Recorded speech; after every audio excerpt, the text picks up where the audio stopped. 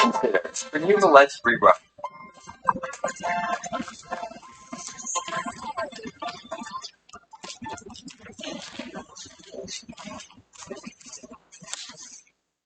Neverland is being rebranded in the second half of version 4.5, and since its release in version 4.1, Neverland has taken the Genshin Impact community by storm with how ridiculously powerful his blue ball fueled laser cannon is. It's been a while since I've done one of these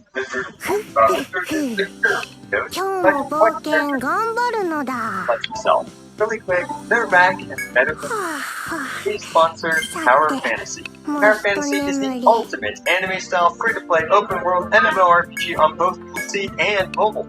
Right now, for version 3.7, Tower Fantasy has a collab with Evangelion. On March 28th, you get to Lark as the first ever fully qualified Evangelion pilot. Great! Blast your enemies with a flurry of arrows as you play as one of the most iconic and confusing anime characters of all time. Dive into the thrilling simulacrum missions as either Rei or Asuka to experience a unique story. I wasn't expecting Tower Fantasy waifus to be interacting with giant divas, but it's pretty awesome to see. Fight alongside the legendary Evangelion mechas in your very own Tower Fantasy mecha to overcome the giant, towering, menacing angels. And don't miss out on Rei's stunning new Haute Couture, Future's Echo, available now from March 28th to April 3rd. Returning players will get the limited order issue, which allows you to obtain the characters you missed out on, a total of 14 available.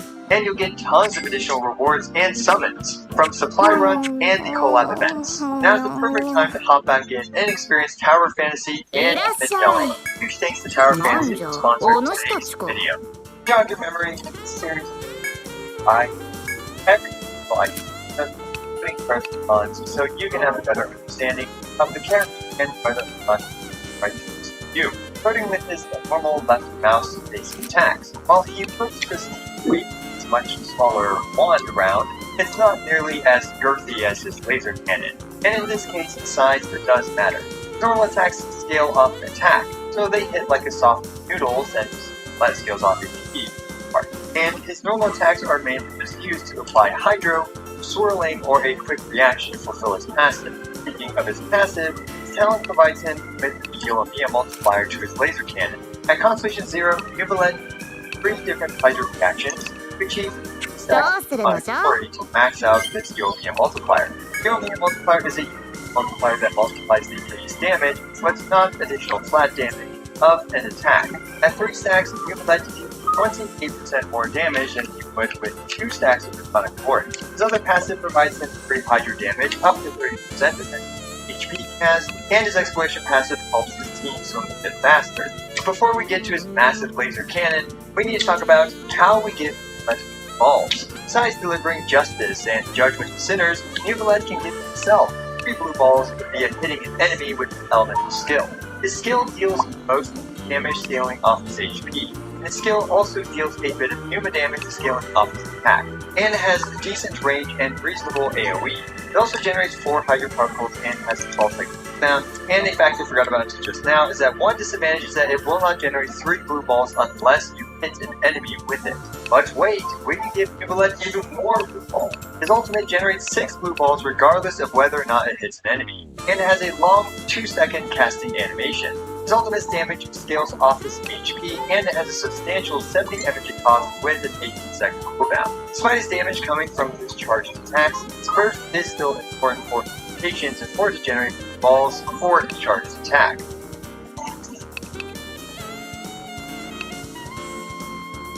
Which is the perfect segue to talk about what makes this Dragon Man so incredibly powerful. It's his charged attack. Without blue balls, it takes a while for his laser cannon, around 4 seconds to finally blast his enemies with a giant rod. This laser cannon, at Constellation 0 through 5, lasts for 3 seconds and deals 8 instances of damage, scaling off his HP. This is where his blue balls finally come into play. He can relieve up to 3 blue balls and absorb them to extremely quickly erect his laser cannon. By relieving his blue balls, Neverland recovers 16% of his health per blue ball relief, and while he's shooting his laser, he drains his HP and will stop draining HP once you 50% or less. This HP drain Wait, why did I activate enables that? him to quickly and reliably stack the Marichausian Hunter's massive 36% bonus. This also makes him very self-sustaining and not require any for himself. Neuvillette is able to move quite a bit while operating his laser. However, Adcock's vision is interrupted while Black. There are a couple of techs further optimizes and increases the left mouse button quickly and make cancel Like this annoying? after the user is fully charged, if that makes sense. And he has the Spin the Wind tech, which allows him to do everything in a massive radius around him. Although you will generally take a couple of damage from his 3-second laser cannon when you use the Spin the Wind tech. Now, this unfortunately due to some additional settings or tools to maximize his performance via the Spin the Wind tech if that's something you care about. For example, I use a mouse with adjustable DPI to execute the Spin the Wind tech, and mobile players have developed their methods as well. Do know that it is far from necessary to use the Spin the Wind tech. Occasionally, balls will expire since they need to be removed in 15 seconds, or else their frustration just goes away and they disappear, leading to an awkward, partially erect laser cannon, which can mess up your timing. His blue balls can occasionally end up out of range from absorption, though his laser cannon is one of the most broken things in the game, as it even has solid single target CPS and absolute bonkers AoE DPS thanks to its insane hitbox, along with the potential of utilizing the Spin the Wind tech. His AoE is character group spread out enemies. Neuvillette's laser cannon is also extremely unique and fun to use, and its power fantasy done right. Frankly, I think the cannon is the best in any video game I've ever played. At free-to-play levels, I disagree. deals around 40,000 damage per tick, or around 5,000 damage completion, which generally consists of 3 lasers. This is absolutely incredible given how easy he is to use. In rotations, his rotations are flexible since his blue balls do stay on the field, and he can swap on and off. He simply needs 3 different Hydra reactions at concentration 0 to max his Draconic Lord. And of course it was still stolen by a bird again. Quite flexible as well, being exceptional in hyper-carry teams, good in hyper-move teams, and having lots of flexibility in TV selection. While he does have the ability to be disrupted during his charge attack at concentration 0, this is easily mitigated when he's used with a field-like joint. He does have accessible ways to work around his weakness. Unfortunately, he does really enjoy having Khazra on his team, as that's one of the few characters that can meaningfully buff his damage at concentration 0. And finally, Black with some of the highest of his quality rates since his release, and he has by far the highest use rate for any DPS character.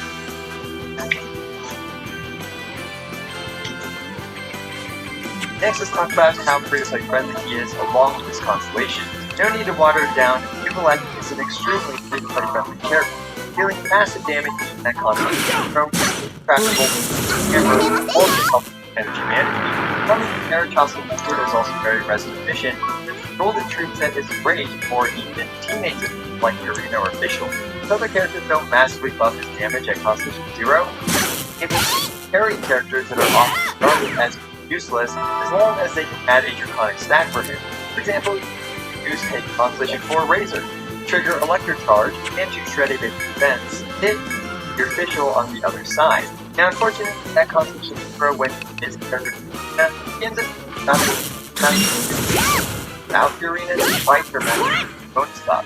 This is due to only having 2 Draconic stacks versus 3 Draconic stacks. However, due to the Hydro Particle and Yurina's own damage, it's still worth fighting with him at concentration 0. Now in concentration 1, now Wow, they were tanky. And even more bona fide monsters, you'll gain 28% more damage thanks to having 3 Draconic stacks. Concentration 1 can also make his rotations faster as well. For example, you can run Concentration 1 Neuvillette with Child, and literally never swap Child on. This Concentration 1 also provides you super armor, which is very nice for many fights, and is a DPS increase at times where you can drop Joel Lee for another character.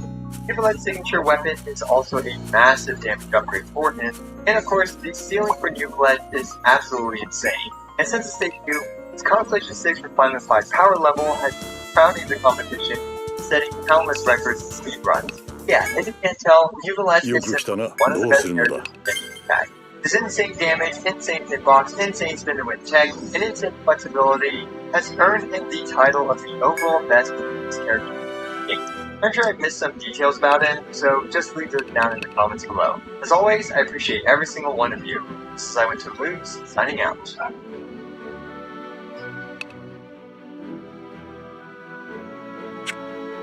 Yeah, I think I want to stick to Liana after all. どうするのだ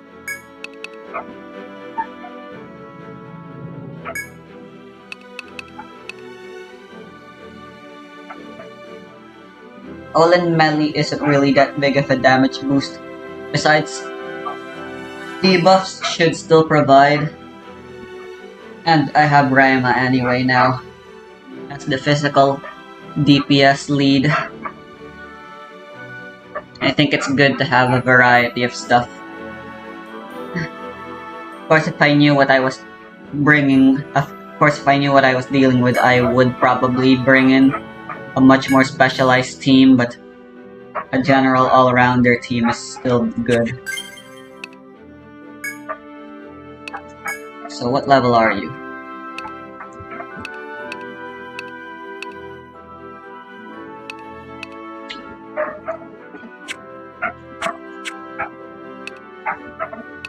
Hmm. 登録だな。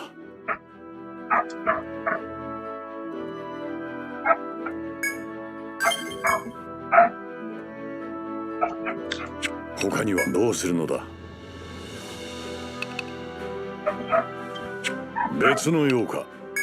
Yeah, this is my main team from now on.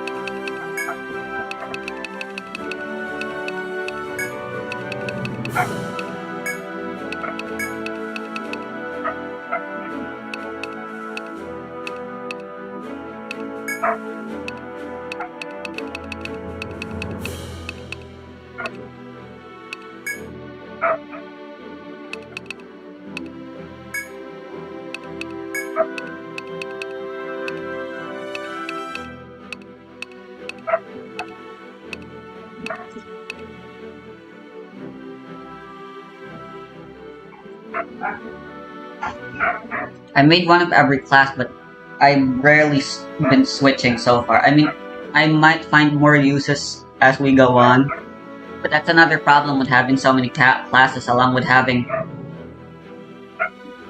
choice overload.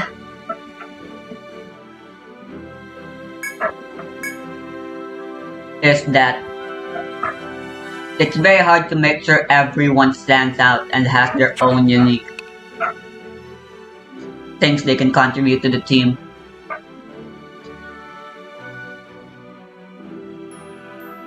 Without compromising how much versatility you want to give to the player that makes them way too overpowered.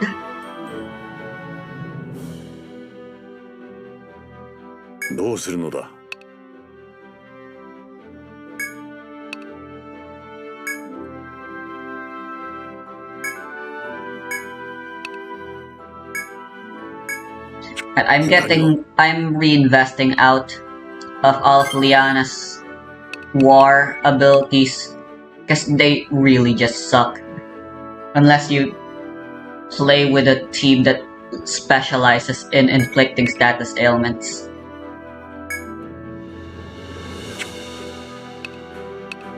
It just ain't fun.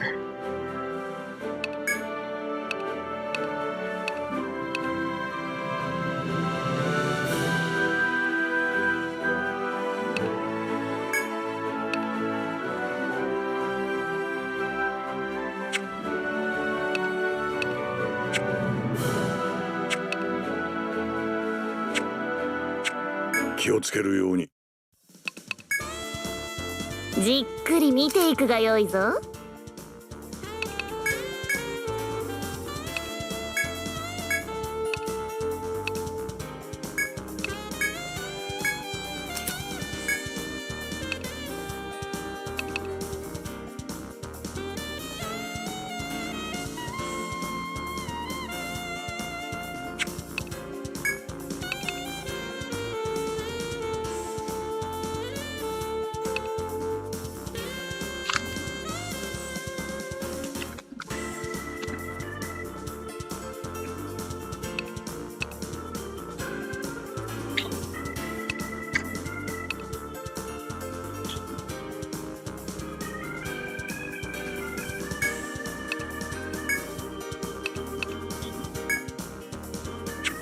するのじゃ？家事をするんじゃな。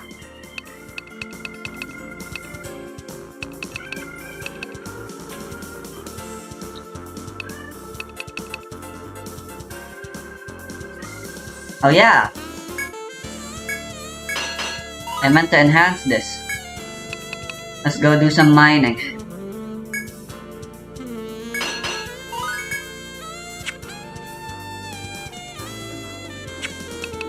装備を変えるのかや？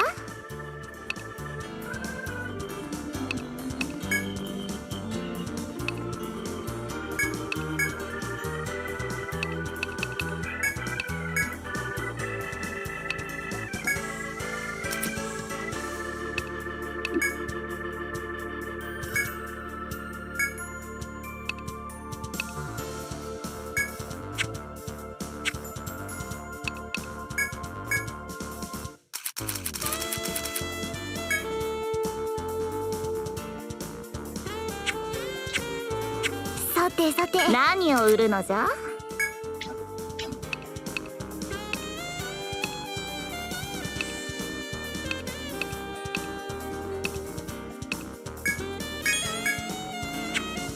さてさて、今後ともよろしく頼むぞ。お客さん？なんだっけ？どこにしまったかな。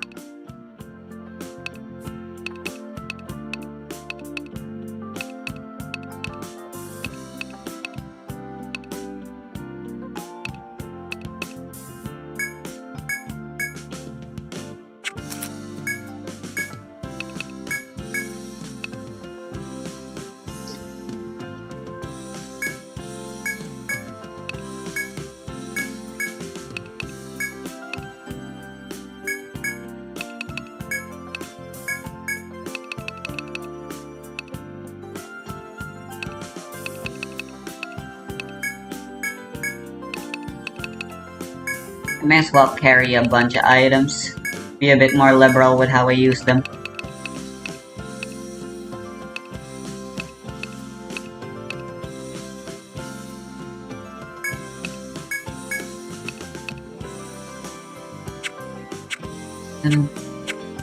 はあ、さて、もういらっしゃい。なんじゃ、お主たち何を売るのじゃ？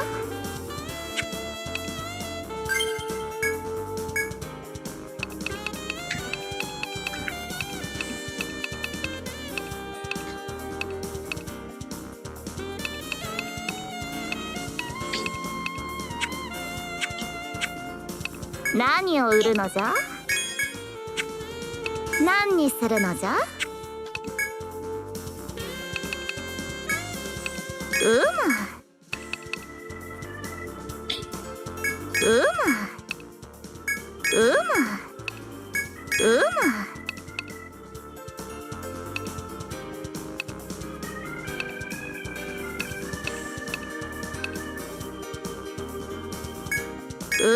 うむ、何にするのじゃ？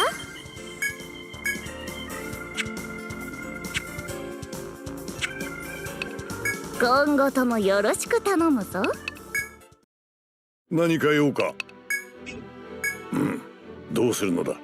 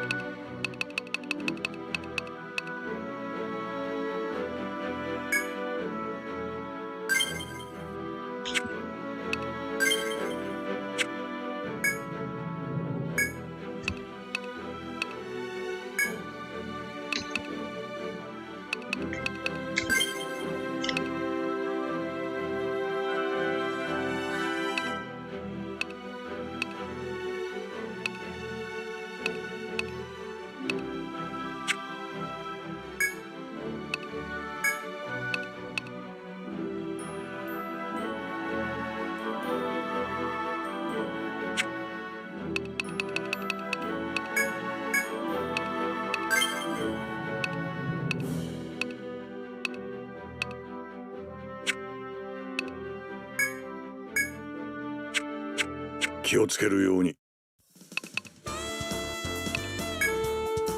いらっしゃい。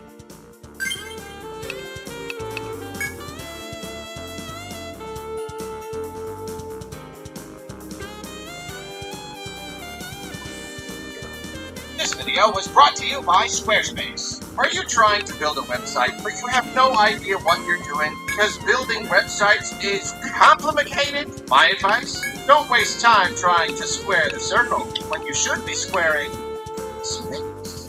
Squarespace is the easiest way to build a website. Just look at my site, Arlo Recommends. I built it using Squarespace's simple, intuitive, それじゃ聞かせてくれ starting る？ with a basic template. And before I knew it, I had a professional-looking site. Whether you're building or creating content, everything just flows. You can posts, schedule them to go out and push to social media automatically. It's easy to embed any content already. In more, Squarespace offers powerful extensions as well as a lovely suite of analytics, so you can always keep track of things. Try out Squarespace for yourself. Head to squarespace.com for a free trial. So Then did you when you're ready to click it? launch, head to squarespace.com/Arlo to save 10% off your first website. 強くなった And now, for today's recommendation. おや、 This is 何 one を of the 報告？それ best じゃ聞かせ channels I have ever come across. This guy creates the most captivating videos どう out す of るのか whatever な？ interest. しっかりね。 Something as simple as digital number displays. Make sure to check out his video on motion extraction as well. Truly remarkable stuff. Thanks again to Squarespace. And actually, Squarespace, if you guys want to use that whole squaring the circle thing that I did earlier and kind of adapt it into your marketing, that's fine with me. You can have it. 誰を呼ぶ $10 のだ？ million. Oh, LARP! The Switch has been Nintendo's big thing for over 7 years now. And to say it's been a success would be something of 他 an には必要 understatement. な。 In terms of hardware sales, it's sold about 140 million units, making it one of the best-selling consoles of all time. In fact, it's pretty much on track to take the #1 spot. I mean, it only needs 15 million more to beat the DS and PS2, and it's still selling. I think at this point, the only thing that could stop it is the Switch 2 launching soon, being fully backwards compatible, launching with a whole slew of absolutely can't-miss exclusive games, and being so surprisingly affordable that no one would even think of buying a regular Switch instead. I don't think all of that is likely, so the Switch is probably gonna make it. And if Nintendo wants to give it one last little push to the goal, they haven't even dropped the price. They've still got that ace up their sleeve. And whereas many companies are happy selling their hardware at cost or even at a loss in order to really push that install base, aiming to make up the difference in software sales, Nintendo is all about profiting on their hardware. So just selling the Switch system This thing is really itself in all strong, the so generations, they have made an enormous amount of money. might as But well when you level look it at up. software too, Prepare you are for talking these. about an embarrassment of riches. This generation has seen Nintendo's biggest IPs selling better than ever. Absolutely unprecedented numbers. The kind that traditionally we've only seen with pack-in games. The bestsellers chart is filled with tales of staggering success. Already beloved Zelda selling Yeah, this several line is times useless. better than ever. Already hyper-profitable Pokemon selling better than ever, even in the face of massive controversy. Even some absolutely baffling surprise successes, like Luigi's Mansion and Blue Ocean newcomer Ring Fit Adventure. And that's just first party. When you own a platform, you get a sizable cut of every third-party game sold on it. And the third-party scene on Switch has been extremely strong. Total software sales have far surpassed 1 billion units, making it the first Nintendo console to hit that milestone. And don't forget that thanks to the steady rise of digital purchases, bolstered that much more by the indie scene, Nintendo is making substantially more money with each sale. And all this isn't even to mention other Nintendo-related products. A strong place in the industry means high relevance, and high relevance means success in these extra gaming endeavors. Nintendo now has its own theme park in multiple locations, and the Mario movie was such a big hit that now there's already a sequel and a Zelda movie in development. Nintendo is rolling in the dough right now. Kane is no doubt illustrating this by using that one clip of the gold train level from 3D World. Nintendo is a cultural icon, one of the behemoths of the gaming industry, especially now with all these enormous AAA corporations putting out flops and cutting staff and canceling games. Nintendo is just doing things the old-fashioned way and doing it really well, putting out banger after banger and raking in that cash. Need I remind you that they are the richest company in Japan right now? And next year, they're likely to finally release the Switch's successor, their next console. We don't know what it'll be like, but it's not hard to imagine that it will live up to the Switch's legacy. In fact, Nintendo has reached such a level of success with the Switch that we can all confidently say it will last forever. It'll last forever. Nintendo will always be this successful. They are simply too big to fail now. ...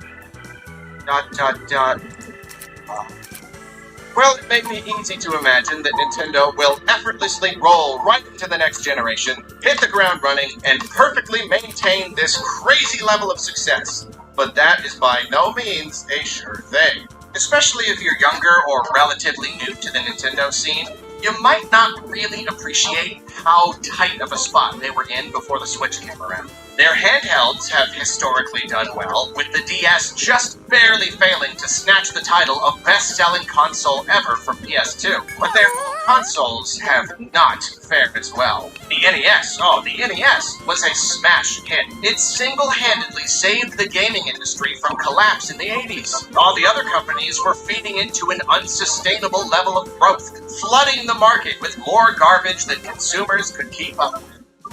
Sound familiar? Indeed, it is similar to what's happening today, but the market was still in its infancy back then and wasn't equipped to deal with the fallout. And when everyone else was abandoning ship, Nintendo came along and said, hey, how about a cool system with some cool games? And the day was saved, and everyone rejoiced. Nintendo was the undisputed king, not just of family games, not just platformers or something, but all video games. They were the champions of the entire industry back then, and I'll bet that at that time, it seemed like they could never be bested.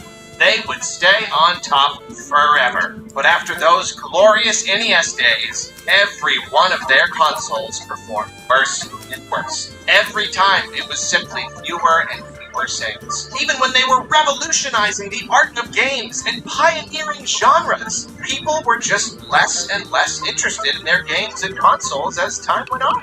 The Wii broke that downward trend, but it was kind of an outlier. It tapped into the casual market in a brand new way, so it sold a disproportionately high number of units to people who didn't traditionally play video games at all. But then smartphones came around and that crowd moved on, so when Nintendo gave us the Wii U, it fit right back into that downward trend. It's actually kind of uncanny how perfectly that line goes down. Their console sales declined so consistently, and this was despite the fact that in all that time, the industry was only growing. The number of people playing games was exploding exponentially, but for whatever reason, those people weren't interested in Nintendo in very high numbers. Before the Switch, Nintendo was in a genuinely bad place. Their handhelds were helping prop the company up, but even that wasn't all smooth sailing. The 3DS had a disastrous launch, and while it did end up being a really terrific success, it still didn't even come close to touching the success of the DS, largely because of that aforementioned casual crowd moving on to smartphones. Handheld games were keeping the lights on, but Nintendo could tell that would not last forever.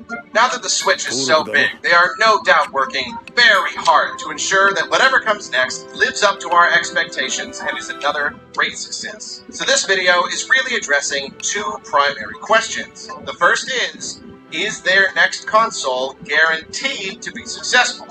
And the answer to that is simply no. Nintendo has been on the top of the world before. The Wii frenzy was crazy. This was the NES frenzy all over again. You couldn't even find one of the things to buy for like 3 years. Sure, a lot of that was probably Nintendo's fault, as they used to really be into that gross artificial scarcity thing. Ugh. But the demand for Wiis was still very high, and they made a very large sum of money from the system. And then it all came crashing down. Their biggest home console success ever was immediately followed by their biggest, most disastrous flop.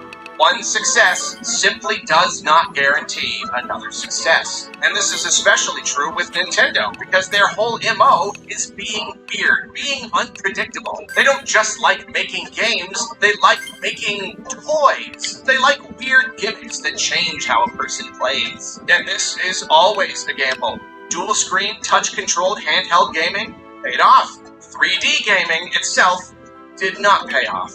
Motion controls paid off. Dual screen, touch-controlled home console gaming very much did not pay off. And they're also very enigmatic and don't like to pay too much attention to the rest of the industry, or even the desires of their customers in many cases. And again, this is a risk. Sometimes they hit us with these random crazy ideas we never even knew we wanted that end up setting the world on fire. And sometimes they create baffling products that immediately seem like terrible ideas to anyone outside the company. They've surprised us with their bizarre genius, and they've also completely missed the mark and seen disastrous consequences. We simply do not know what their next system will be like. For all we know, it'll include some uninteresting gimmick that actually hinders the overall enjoyability factor, or ends up only being a slightly fun thing to play around with a little, but has little impact on the games themselves and dramatically increases the price of the system. I mean, I know I rag on the Wii U a lot, but it is really important to understand just how much of a misstep it was. Its whole identity hinged on a feature that was only slightly interesting at best, yet raised the price by like $100. It was an objectively poor idea,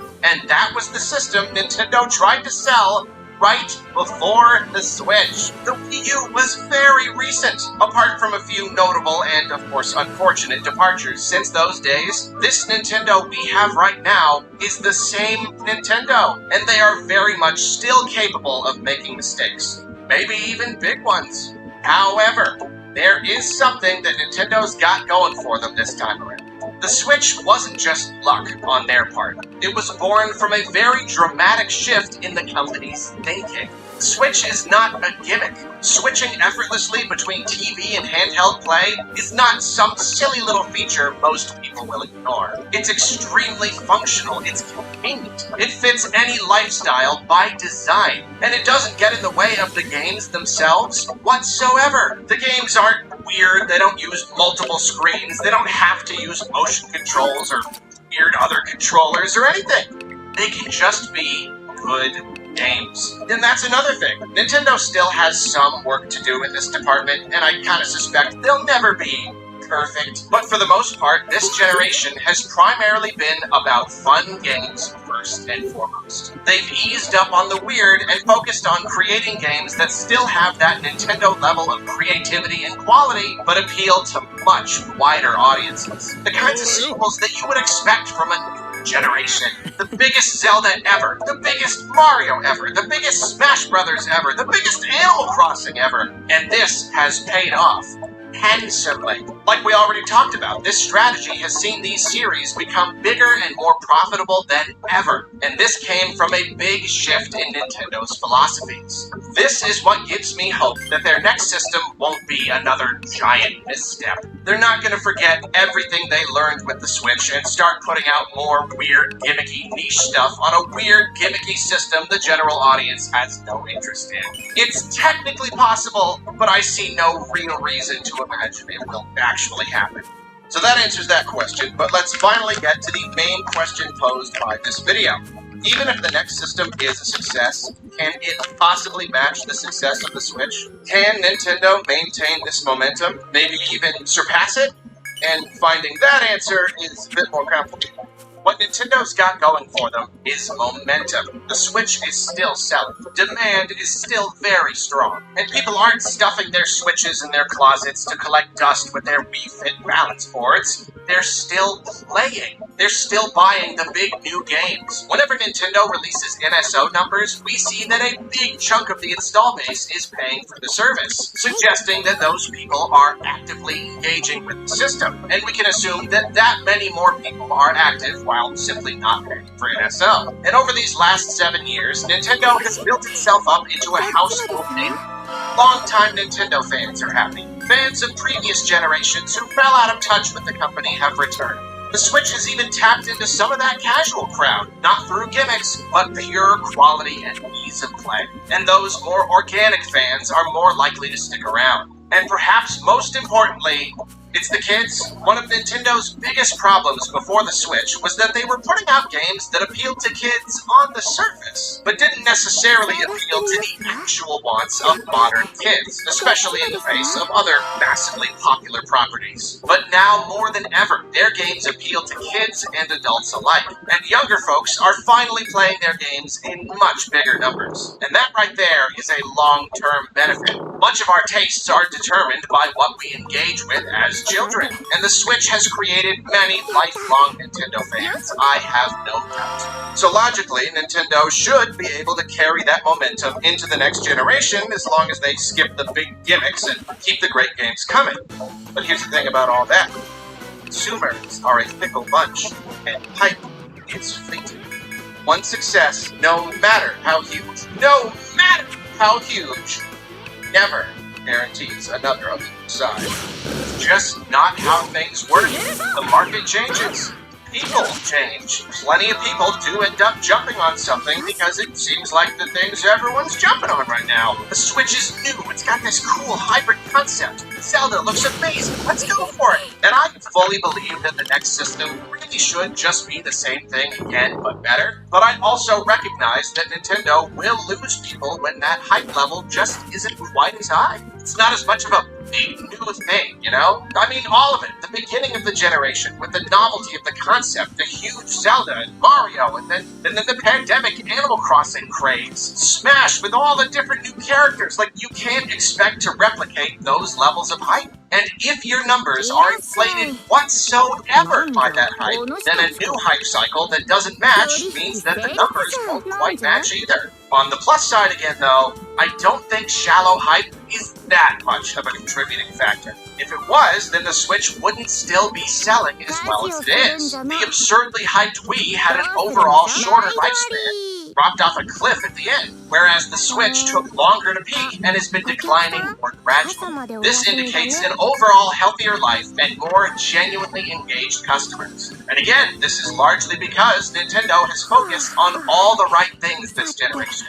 As long as Nintendo isn't relying entirely on pure hype going into next gen, as long as they keep focusing on what they should focus on, they should be in a good place. But there's still no knowing how things might pan out. If they had a healthy success and they've got a lot of dedicated fans now, and they keep on delivering, there is indeed a chance that their success could continue to grow. They could just keep bringing in new fans faster than they lose the interest of older ones, especially if they keep capturing the interest of those kids nice and early in life. But I think it's probably just as likely that the crazy levels of hype and success this time around might not repeat themselves. Breath of the Wild was such a crazy new thing.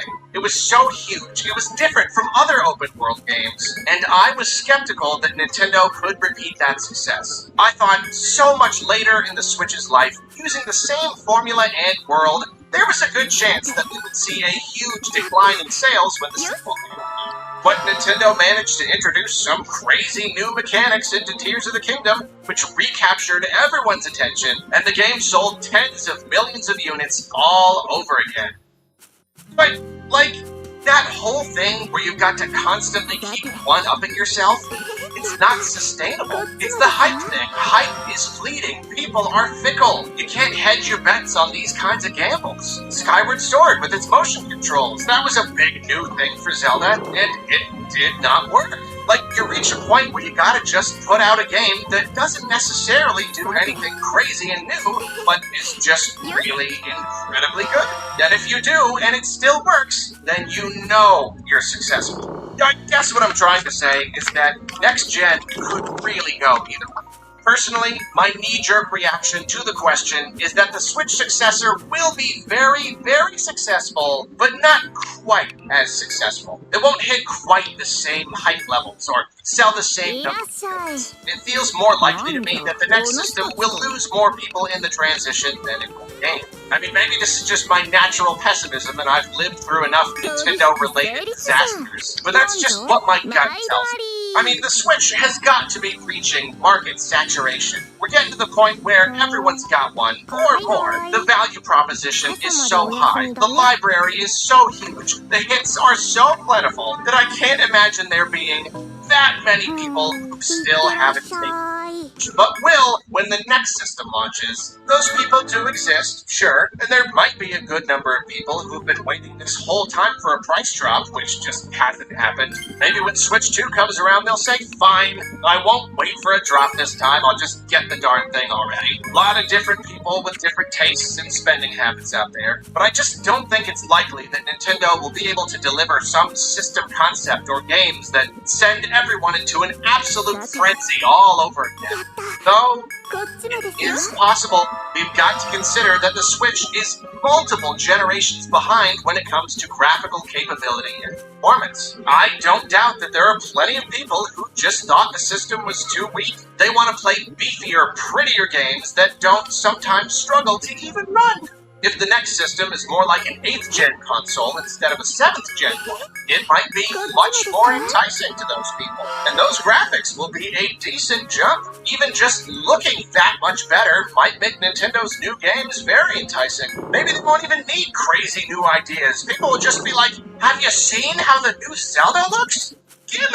If the thing is priced properly, maybe being shiny and new will really be all it takes to spur more growth. And on that note, being more powerful will make the system even better for third parties. Multiplats on Switch have often been dramatically compromised. But right now, there are barely any PS5 or Xbox Series X exclusives. Most games are still playable on those systems and on PS4 and Xbox One. And they don't even look that different. If the Switch 2 ends up being as strong as a PS4 or That little note is and nice. suddenly it's But sometimes just it's about on annoying. par with its competitors. It's like, yeah, Suddenly, I it's just getting want to sell even stuff more first. multiplats, Fine, I and they're may as all well. playable on the go without So dramatic ridiculous. compromises. That is a huge selling point. So when you look at it that way, it could be that the Switch, despite already being a huge success, was just the beginning, just the warm-up, and the next system will be even bigger, even more fully realized. The other companies will be bleeding their bank accounts dry, trying to push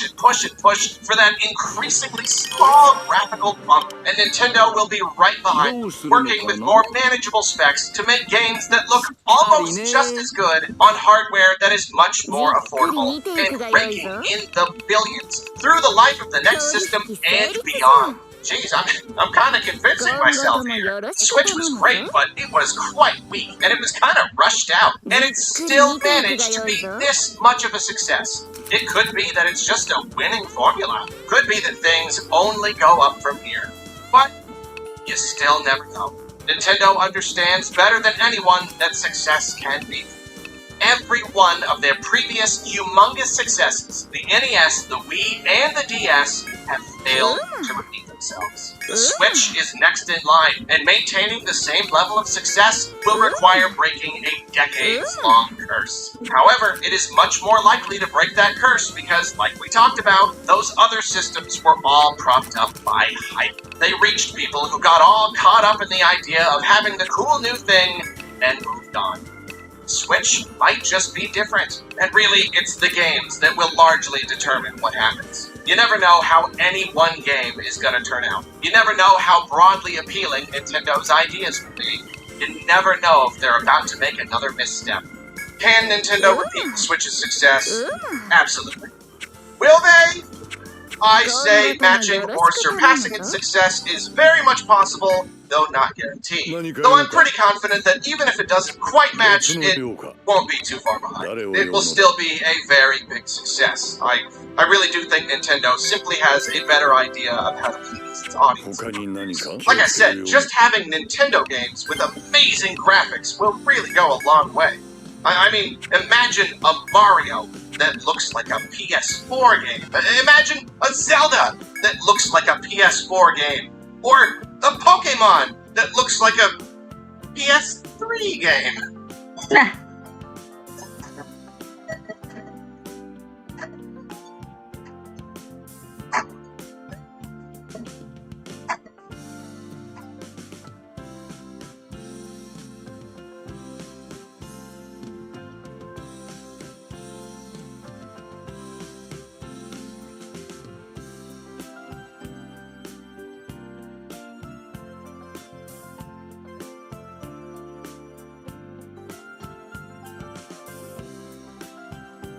1997 arcade release was during a downturn that would become an eventual death march for arcades. The popularity of buildings or rooms dedicated to games losing traction as home consoles started to catch up with dedicated hardware. Simultaneously, when Tekken 3 would be solidified as a classic in 1998, as one release, it was at an unusual spot for fighting games. While the competitive aspect of fighting games today is emphasized to the point that many people would consider it a draw, fighting games at the time were a lot more loose and casual. Something closer to what Smash Bros. Is to a larger audience today. A fun game that just so happens to have a couple of diehards competing.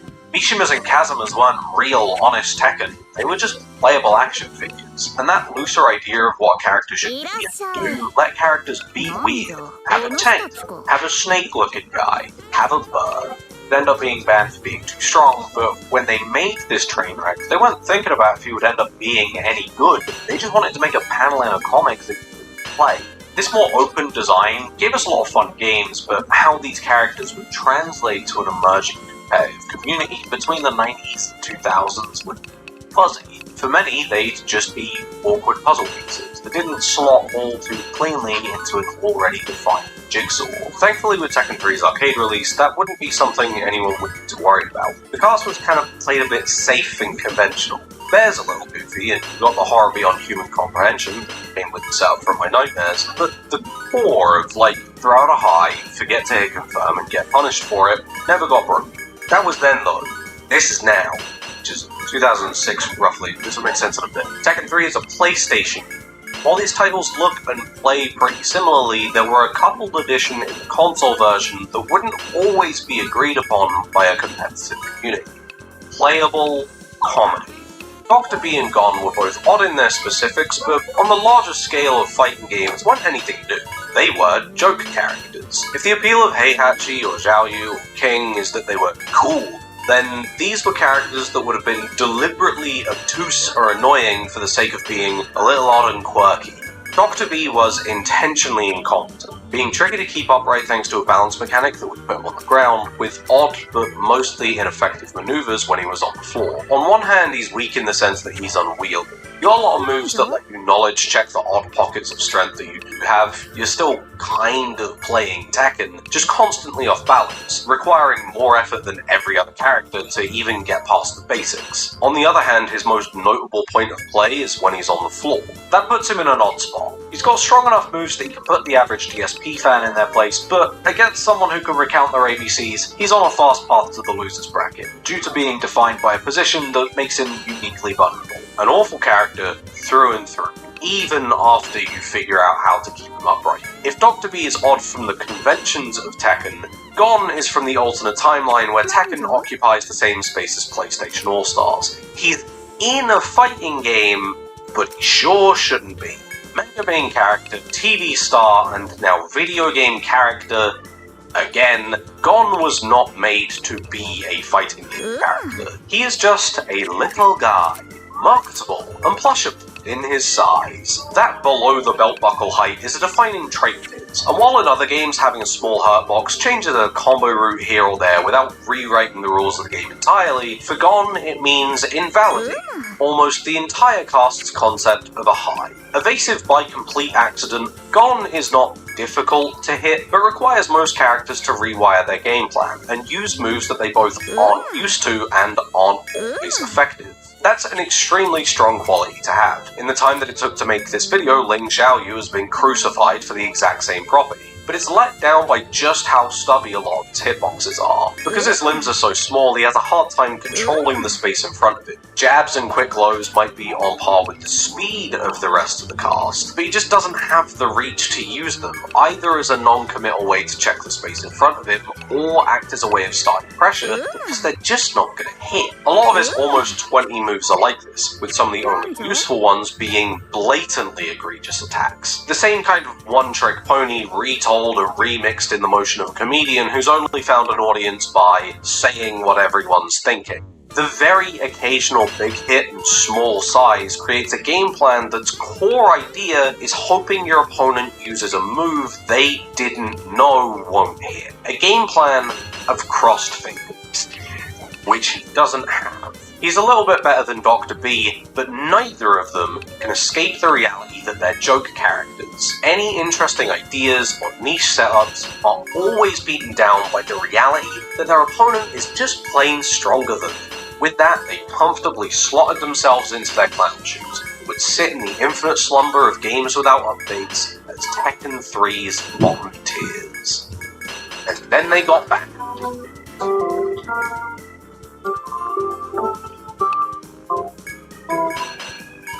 I want to make sure that I'm not setting you up with the wrong idea here, because these were not normal bans. It was tenuous at best thanks to a whole boatload of asterisks surrounding the situation, with two pretty big and simple ones. A, they aren't banned anymore. The time period for these bans goes from 1998 until...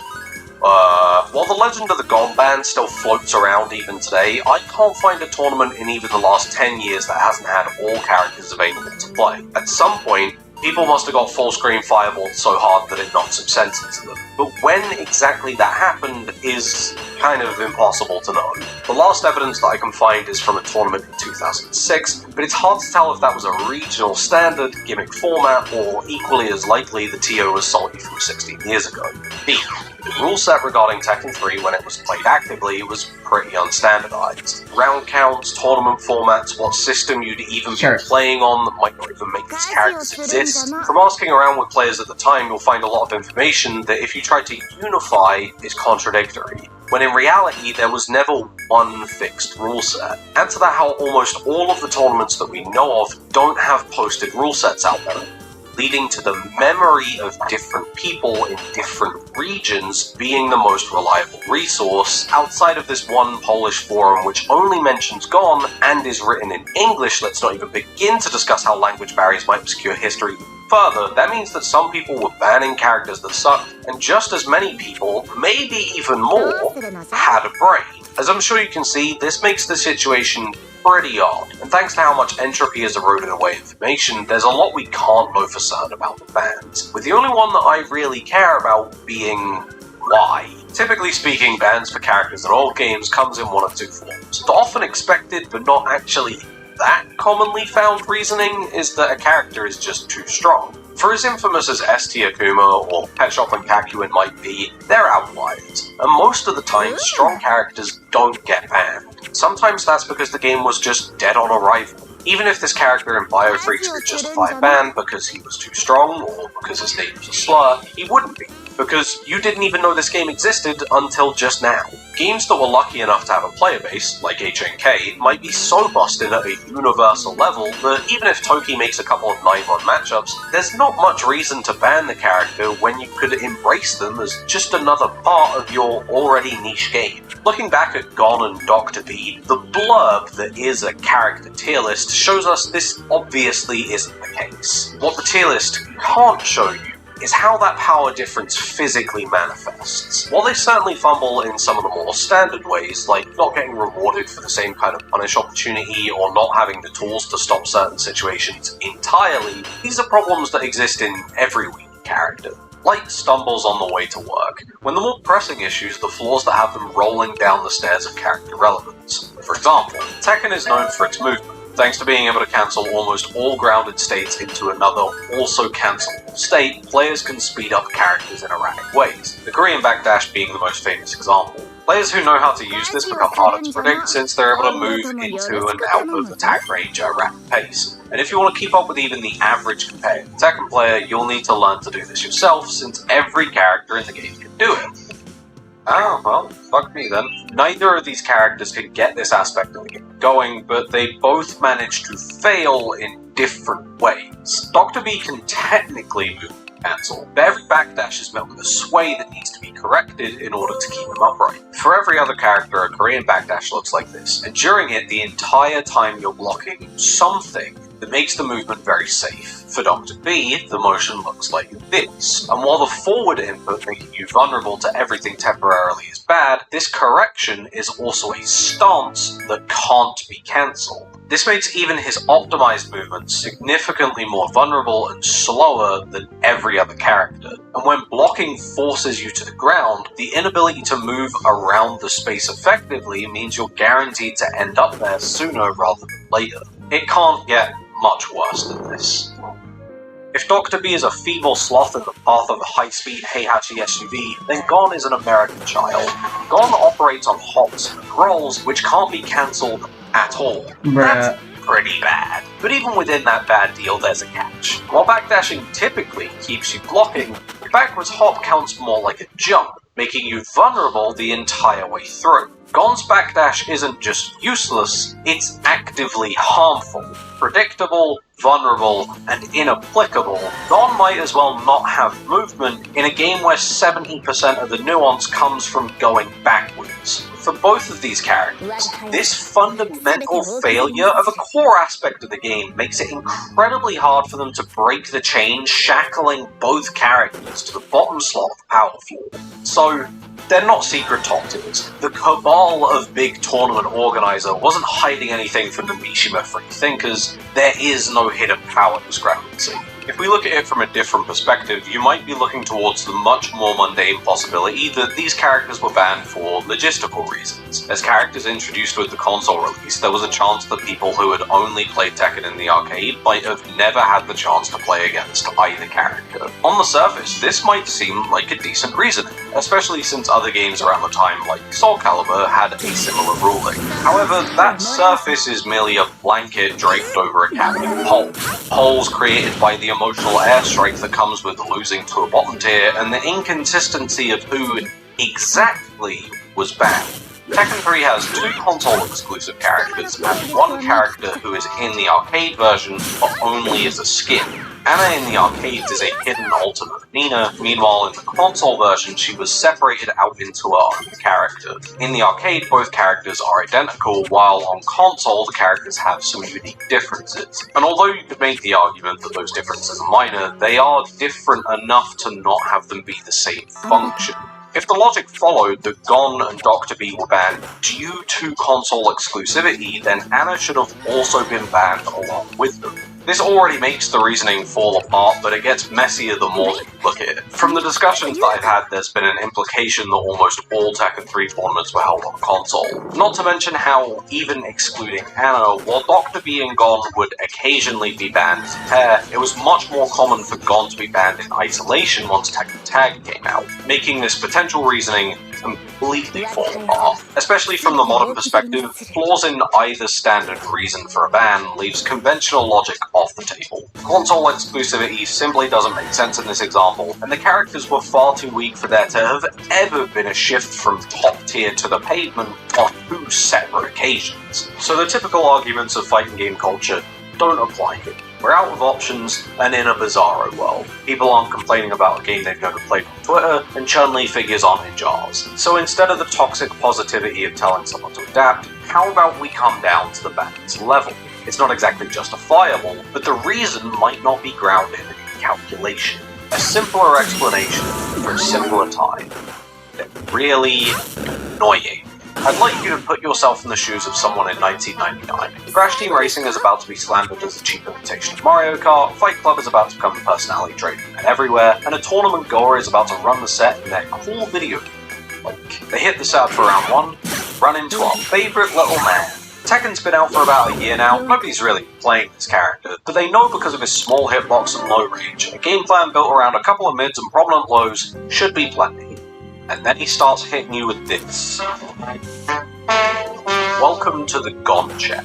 Certain attacks in Tekken 3 put you in stunt stance. Every character in the game can be put in this stance, but there's very few moves in the game to activate. The solution to this, like all problems in fighting games, is to simply not get hit. Block up, and you'll be fine. That's the catch though. All of Gon's attacks that cause this property, on hit, act as standard. It's blocking when it becomes a problem. It's an on-block combo. The combo is only small, forward 1+2 into a fireball. It looks like you might be able to escape the second hit, but you can't. In fact, depending on how you respond to a situation you've probably not seen before, you can get caught in a loop. So they're sat there, confused, several rounds down after getting hit by a trap that they didn't know existed, and can't figure out a solution just by looking at it normally. Frustrated because clawing back advantage from this position isn't hard, but it is slow. And while you're probably not going to lose, it's going to be an extremely arduous win. Knowledge checks like this aren't anything new, even for the time. Throw loops in Street Fighter 2 were, and even still are, creating gaps in the player base to this day. This particular check, though, is quite representative of Gon's larger issues. He's a character that's all about the opponent losing rather than the Gon winning. This block combo seems quite impressive, but if you know how it works, it's really not that big of a problem. The big wind-up punches are high, meaning that regardless of what the screen is telling you, it can be ducked. The rollout from full screen is only ever going to be a it can't be blocked, but every option at the distance where the roll will hit sometimes Where are the is blue being wasps? stepping in either direction. On top of that, the only way to get put in the loop is to get caught rolling or staying on the ground. Attempt to get up with anything else and he breaks all of its advantage. None of this is the secret Discord tech that Armza has been waiting for to reinvent the dinosaur again. It's all just a situation that's only effective when your opponent is unaware. If you're a seasoned empty bank account holder, you're probably just recognizing this as a part of the matchup. But I bring this up as a more consistent, infuriating situation to a character full of inconsistent behaviors. He is a little guy, we're all in agreement about that at this point, so you might be assuming that a part of what makes him so evasive is that he's constantly crushing highs, but he's not. He's still a normal standing character, it's just that almost everything whiffs. Heihachi Forward 4? That's a game of chance, particularly popular on game. While inconsistency is kind of a part of Tekken 3, typically that comes from combo routes being extremely finicky in regards to character alignment and distance, not the base elements of if an attack can even be used. It creates a consistent inconsistency in almost all of his matchups. The opponent, without a plan Gon, will be coin flipping a lot of their high impact punishes, since launchers can still technically hit. The issue there, beyond the dice roll that already exists, is that you should be ready for him to flip out of combos at a moment's notice, thanks to Gon's, and also Chiroka's, ability to correct themselves off of a launcher if they press right as they're hit. It's not as huge a deal as that might sound, since they're still pretty vulnerable on the way down and during the landing, but it's another thing to keep an eye out for on a character that's already behaving odd. These inconsistent behaviors, on top of rules that don't belong to any other character, creates a matchup that is ultimately just not a match of skill, it's a knowledge check. The person who ends up piloting Gon, while certainly still an aspect that influences the outcome of the match, is not the main factor that decides the outcome of the match. You aren't playing the opponent, you're playing the matchup. A single-player game that asks you not how to overcome problems or understand striking distances, but which buttons of yours are secretly bombs. If all of this was put in 2020's timeline, you'd be scrub quotes monthly complaints about a character that couldn't even make it to character select. But in the frustration, there's an element that, when discussing the potential for a ban, holds a lot of weight.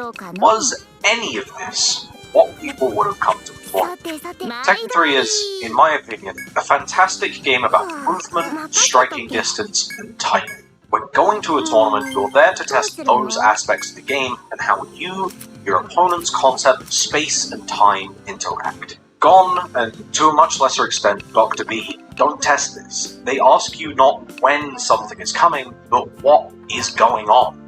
You could very reasonably argue that it's on you to know the situation. These characters are just a part of the game, even if they aren't what people want from the experience. And while I'm glad that you made that Broken Tier t-shirt your personality, I think that it's a situation where the ban exists in a valid superposition.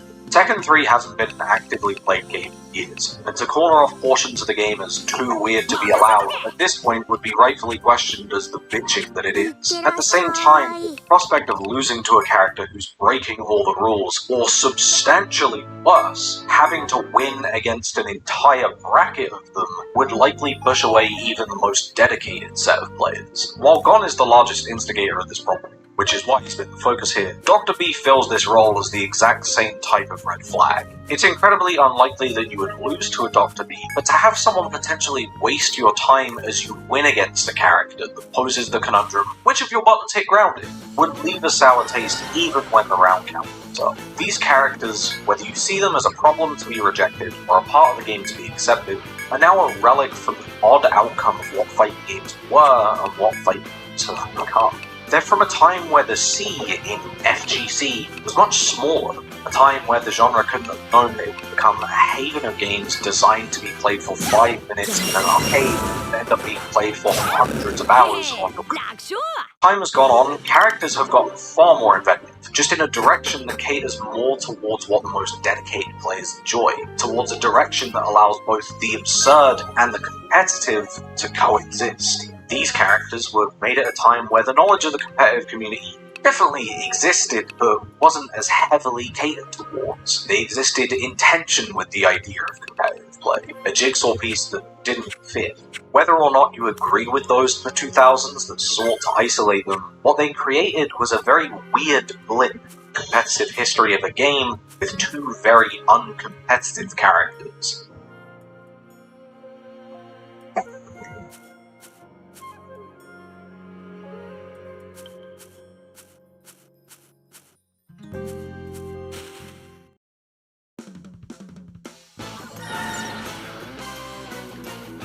Games. Not only does the artwork for doing your summons look really good, the animation for actually pulling characters is phenomenal. I've played with a couple of different characters.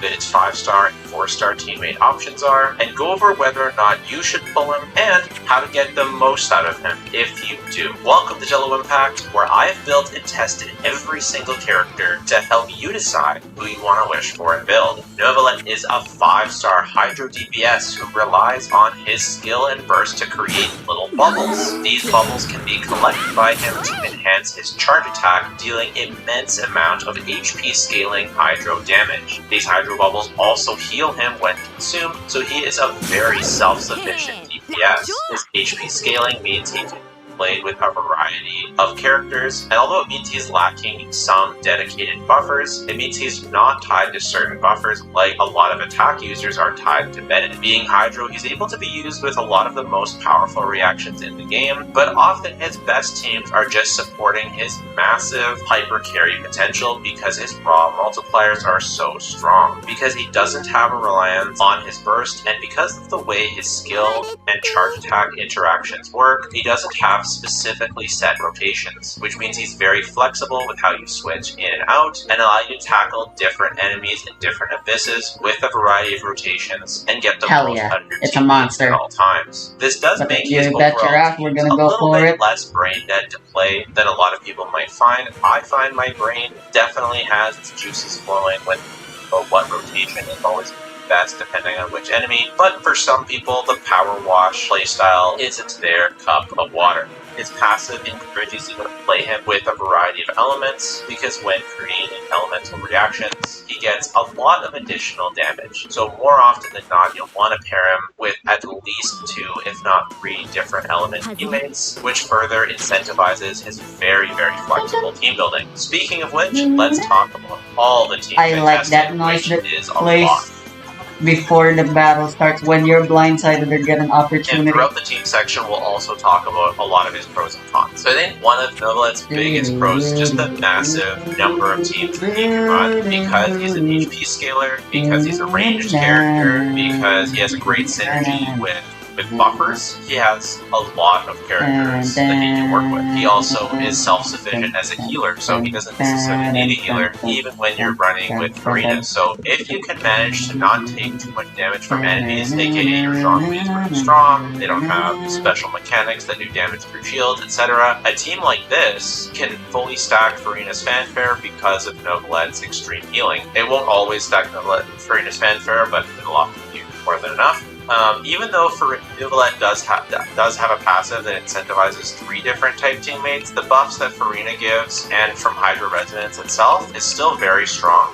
But this is definitely a way that Hoyoverse tries to bait you into getting his C1, because with his C1, you lose that restriction of being punished for having a Hydra teammate, and then having a Hydra teammate with C1 is often done, optimal because you get the Hydra Resonance and you're using a powerful character like Farina, or some of the other Hydras we'll talk about. Because of Novalet's incredible charge attack AoE, synergy with groupers is very good, such as Kazuha, because it can just make sure that everyone is in that little vicinity, and also Kazuha's BB Shred and damage buff is so powerful. However, even though Kazuha is considered one of his best teammates, you can easily I do swap like out the way Kazuha for Zodiacs someone work in like this game, Ymir though. or someone like Shen Yun. They're You proper trade some nukes grouping now. for still having the BB shredding, In the having more previous healing, game, which they can dealt make it pretty comfier much to the run same for damage as Novelette, every for other any worker physical for you in damage general, dealer. and just overall a very, very comfy team. And if you don't So need they the were just an grouping that Kazuha objectively bad provides, then Jean bad or teammate, Shen Yun or with even their only Sai upside being is the a great fact that choice they can because use or elemental Sucrose or attacks really any animal when those character games had can very be a rare nice choice here. One of the few ways teams to that get offers elemental off-field attacks. healer Sai was actually enough But to in free they fully were get the significantly capabilities even of using a worse, healer. And the only thing I would because say there were about more ways to replacing get 2D elemental teammates, like, okay, so you application can now. replace, Mona as a substitute for Farina, you can replace Sayus Kazude as a substitute for Zhongli. But when you start replacing all these characters, Here they the feel team like your starts actual to suffer typical for it. It starts to feel much what worse. you'd But expect from I a put wizard. together a bunch of team examples, all teams that I've tested. Novelette with Kazuha, Charlotte, Child. So Child is adding on a talent level to Novelette's normal attacks, which unironically makes him a comparable buffer to Farina, which Yeah, is it's done actually again. ridiculous. Like, it's not as good, obviously, but it can have its pros, especially since it reduces the setup time for the team. Since you don't actually need to have Child on field, you can have him on field for a quick second to apply some hydro so that Kazuha can swirl it and make your rotations easier. But overall, I find that really, really funny. And then Charlotte's healer. I really like Charlotte for the freeze. It's really, really nice. I also really like Charlotte in general with Farina because she can much more easily heal up all of the damage, and it's just a very, very comfy pick. I really, really like Charlotte with Novelette. You can do vape stuff with Xiangling, something like this, or you can replace Kazuha or Farina with different characters. I don't particularly like vape as much. I find, unless you're Constellation 1, maybe this team is very good. For me, at least, at Constellation 0 Novelette, I find it too difficult to stay in range because you have to be pretty close for Xiangling to actually hit her Pyro Same NATO. it too. This is one of my favorites. It's a very comfy version with Baiju. Baiju's not doing as much buffing as Zhongli because he doesn't have the resistance shred, but being a healer and having some refreshing interruption resistance makes the team very comfy. This is one that I haven't ever seen anyone talk about, and probably for good reason. Double Geo with Chiori, Zhongli, Kazuha. You're still losing a passive for Novelette if you're not at C1 because you're running double Geo. But if you are C1, then this team this can is pretty nice. The other disadvantage is that if you're not careful with the rotations, you can screw over your Hydro Shred. So you kind of want to you're either going to lose some BB uptime, or you have to position really carefully, and it can make the rotations pretty annoying. But the team is still very, very strong if you want to give it a try. I tried it just for fun, and I ended up liking it. If you end up having these characters free, or if you Geo for Fist, you can obviously run just Zhongli, right? Geo, so Fury's sort of a negligence here, but it can still work. If you don't need the shielding, you can also run something like Albedo, because he's comparable to Chiori. You can run Chiori by herself as well, but that's kind of a waste for a kit. But this is kind of the crazy thing about Novelette, is it works with everything. You can run Novelette with Nilou, and a lot of people don't like this, but especially for less experienced Nilou players, it can be a very brain dead and very solid option, because Novelette just has such high raw multipliers that even though you're not maximizing, that's the thing about this team, is you're not maximizing Novelette's damage or Nilou's damage, but because they still have such high damage at a baseline, it's still a really good team. You can also do more free-to-play stuff. You can put Lisa in here as an Electro option. I'll often run Fischl, but Fischl, especially if you're running without Farina, the Hydro application can be not enough to get proper Electro swirls, but you can also run Kuki. Like Novelette's just such a crazy flexible character, and there's so many ways you can make him strong, that it's hard to really talk about each team as an individual, because most teams still pretty much play the same. There's Hyperbloom. Hyperbloom is interesting because you can run something like this, where you're getting Hydro application from Farina. You can run Nahida on Prototype Amber, or you can even run Novelette on Prototype Amber. This is I'll talk about the difference between those two in a few minutes. I tried to have my cake I eat it too, and swirl Hydro, get some Electro Charges, and get Hyperblooms, which is really great for the first rotation, but in practice, Nahida's Dendro Aura is just so strong, and Novelette's doesn't have any off-field Hydro presence, so you end up griefing your Hydro swirls, and Kazuha just ends up being a complete waste from the second rotation onwards. So although I was hopeful for a team like this, in practice it didn't really work out. It can be a little bit better if you replace Nahida with Baiju, but then you're getting less Hyperblooms, so overall this team sort of sort of a grief as well. I also want to talk about Novalet's solo potential. He does have the best soloing capabilities in the game, but even still, if you don't have C1, I don't find his soloing very fun. And I don't overall find soloing very fun. Part of the fun of Genshin Impact for me is the team building and gameplay. Like, if you find Novalet's gameplay boring, like, solo Novalet gameplay is extremely boring. So personally, I don't find it fun at all, but I don't find soloing fun at all. But if you do want to solo, if you find that something fun for you, then Novalet is definitely one of the best characters, if not the best, by a pretty large margin to do it. I only said one of the best because maybe I'm wrong. I also did want to apologize to the Yanfei stans for kind of neglecting this character in terms of being a defensive utility. I tried her on the Novalet team and she actually was pretty darn good. Like, obviously, it's not going to be as good as Zhongli or Baichu, but I thought she was pretty much on the same level as Dea as a defensive utility, which is to say quite good because she provides that shield. But there is a pro as well over those other characters, except for Baichu, because she also does a little bit of healing. So giving her Prototype Amber can allow her to, as she refreshes her shield on her burst, giving her Prototype Amber gives her a little bit of healing as well, and I found her shield decently strong. You want to build the biggest downside is you need to build a lot of ER. I have 26,000 HP, so it's not the highest, and my talent level is only 6, so shield could be better, but it was able to last at least a couple hits versus Capelia, the dancers, so that I at least she blocked enough hits that my Novalet didn't get staggered, and I was able to get a really nice clear time. So, but you do need a lot of ER. Like, I have ER Sands, HP with ER subs, HP with ER subs, HP with ER subs, and then HP is just ER. And I still, even with 218 ER, I still didn't quite have enough ER, but it was okay. I also use Kazuha and Farina with Fav, so yeah, she needs a lot of ER. But on the plus side, it felt really good. And you know what? If you level up the burst, if this burst was, 3 levels higher, level 9 burst, we're probably looking at like a pretty strong shield. So, and especially at level 9 here, you get more refinements on the weapon, you get a bit more energy, not a ton more, because Prototype Amber refinements are like nerfed for some reason. But overall, like, I do recommend Yanfei if you want to use her. She is much more investment heavy than someone like Dea, but there is that upside of being able to use Prototype Amber and recovering energy, so Yanfei not bad. I know a lot of people also want to hear about Kazuha versus Venti, or Novalet specifically, because Novalet does have good synergy with Venti. Venti holds them up in the air, and Novalet can hit everyone very, very easily.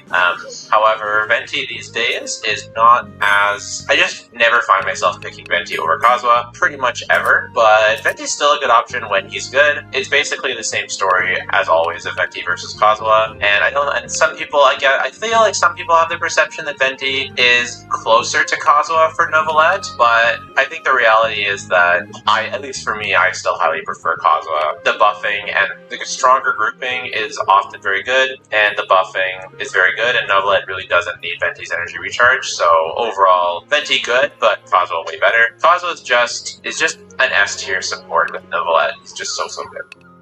I think something that might be helpful is maybe a tier list for Novalet's best teammates. So we'll put Albedo in works, here, Baichu's really good. Barbara, am I missing anything with Barbara? I don't think so. I don't think this is good. I think Beto works. You could potentially put Beto in really good, because Beto, no, and it's no.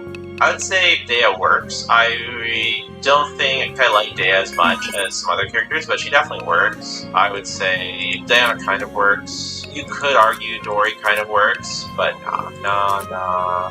Could argue that Shield Fit kind of works, but nah. I would say the Fischl works. Ganyu, off-field Ganyu kind of works. Just use Charlotte. Like, just use Charlotte. I would say, do I want to put... I'm on the fence of Teen really good or works. I think if you're the more optimal of a player you are, the lower down G would go. Kazuha definitely in S. He's extremely good. Ferrara kind of works. I actually think that Layla is a really good option.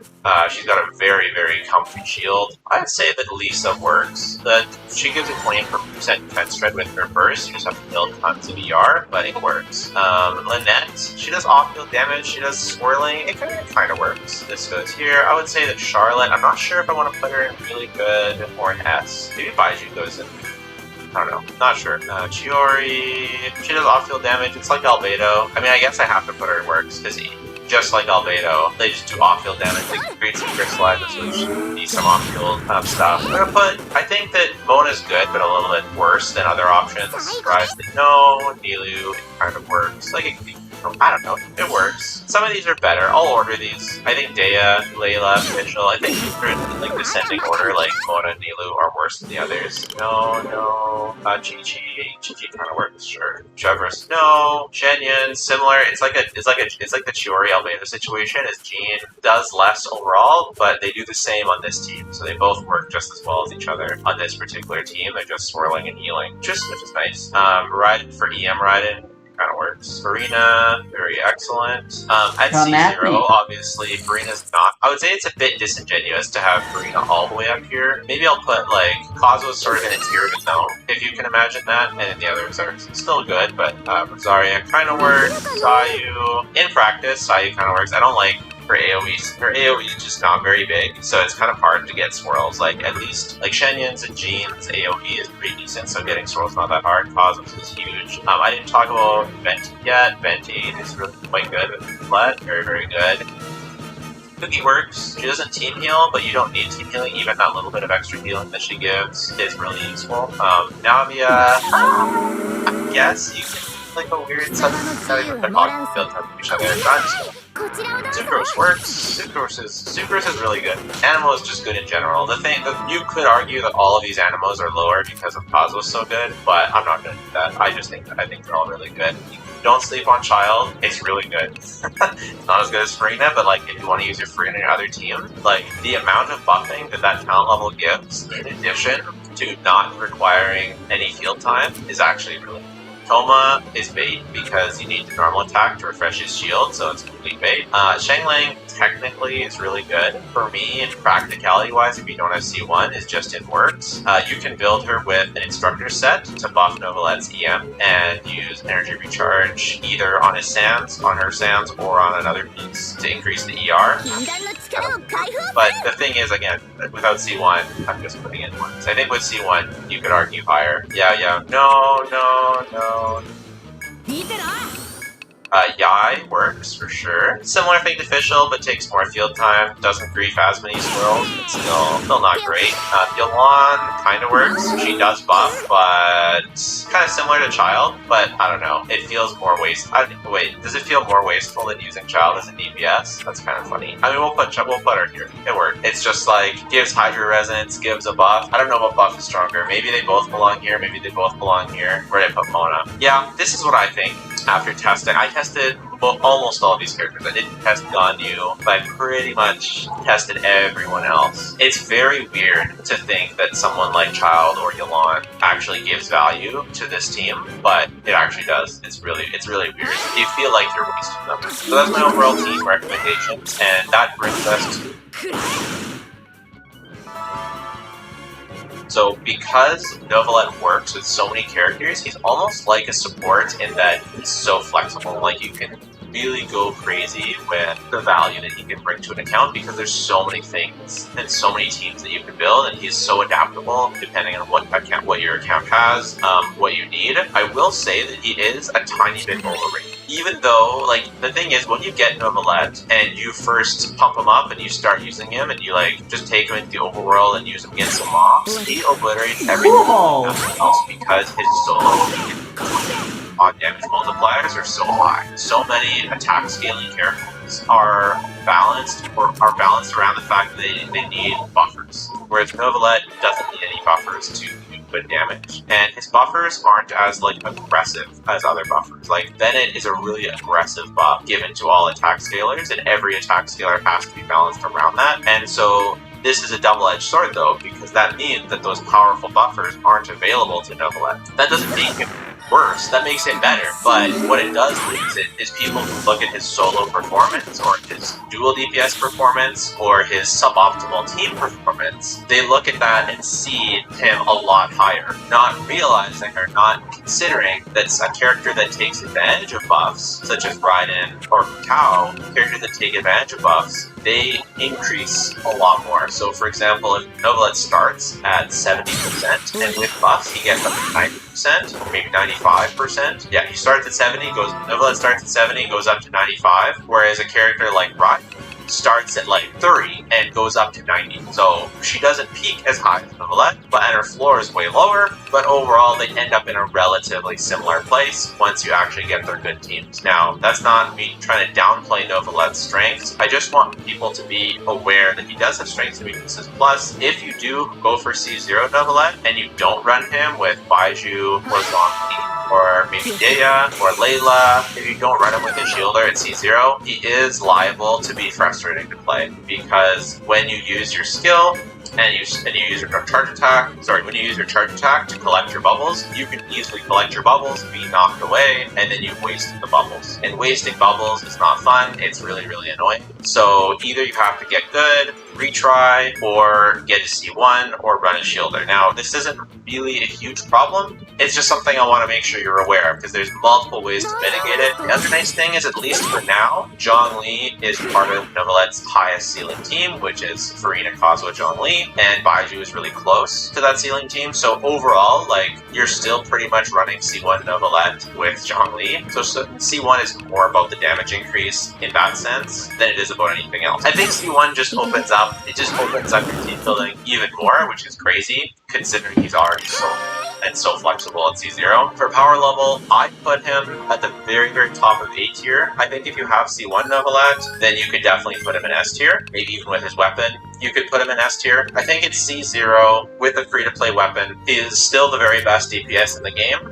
The very top of A tier. I just think that his peak performance isn't so far above other DPSs that he goes in a tier all to himself. The next thing I will say is that Novelet is very, very just masher friendly. It's very, very easy to get a good amount of damage out of. It takes a bit more thinking to get his proper rotations, but even at a baseline, his raw damage is very, very high, and for a mobile player, you know, or any player, just a power wash simulator is a very, very simple playstyle, which some people find boring, which fair play. But it is a simple and effective playstyle that even if you're not good at the game, like, there's no combos to learn, there's no dodging to be done. You just power wash and you get good damage. So unlike Navia, where you have to manage crystallizes and hold skill or tap skill and rotations a bit more, or Raiden, where you have to ignore combos and make sure you set up your buffs properly to make sure you're maximizing the damage, or Hu Tao, you've got the jump cancels, or Nilou, you've got to manage your Dendro application to make sure everything's going well, where Yoimiya, if you're using your inter-optimal teams without shielders, you've got to learn to dodge and dash, and Alhaitham has pretty complex rotations to make sure you're maximizing him,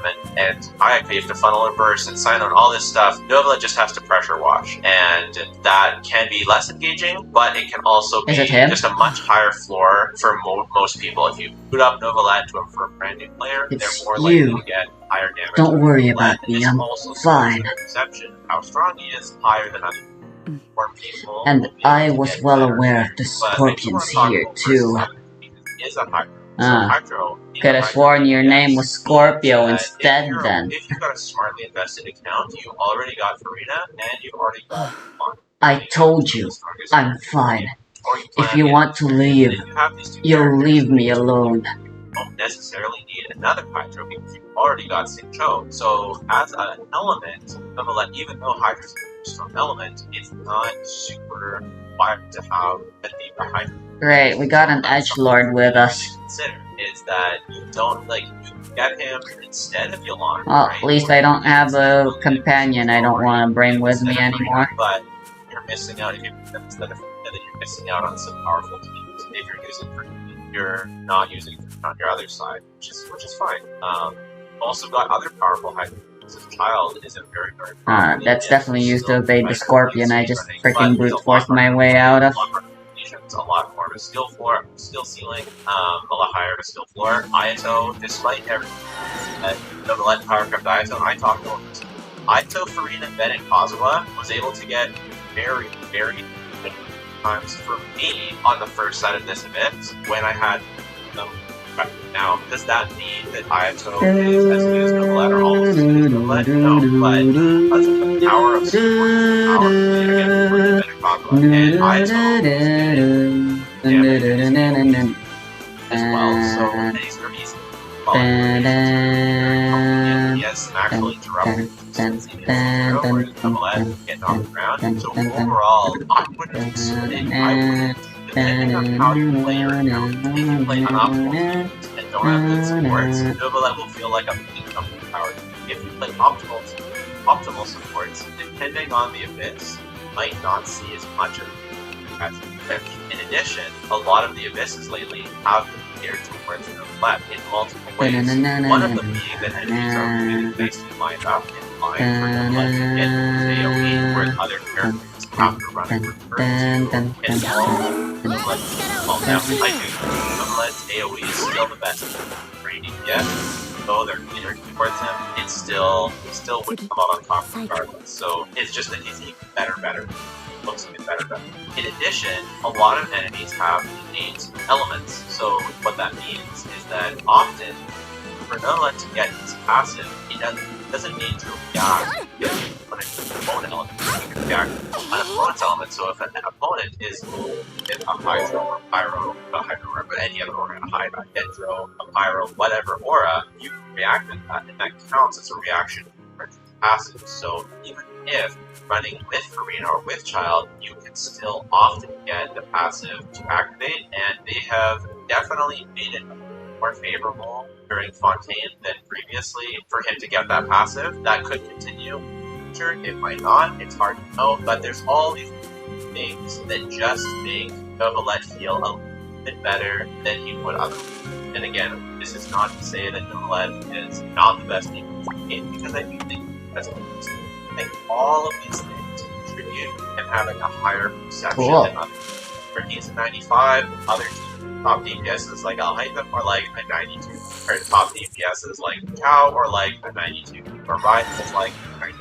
But whatever you perceive and how you rank, yes, he's not so far above. You know, they could have actually brought back great single target. the abilities that allow you to control the movement of the FOEs. Overall, should you get Nova Led, Could have given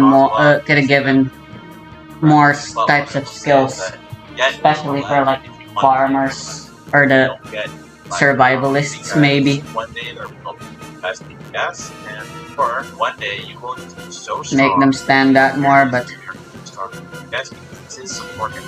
Get your who knows? DPS, whether that be Navia or Navlet or Ganyu or Raiden or whatever, or Alhaitham, whoever, and you get their best supports. Their combo minute, etc. Whatever it's going to end up being, then you play your favorite DPS. The difference is just not that great. The difference is just not big enough to go for your favorite DPS. It's nowhere near the difference between the best DPS and the second, the third, or the fifth best DPS as it is to the best supports and the worst supports. There's a lot more great DPSs than there are great supports. Focus on the great supports first before you prioritize a great DPS, because there's a lot of great DPS.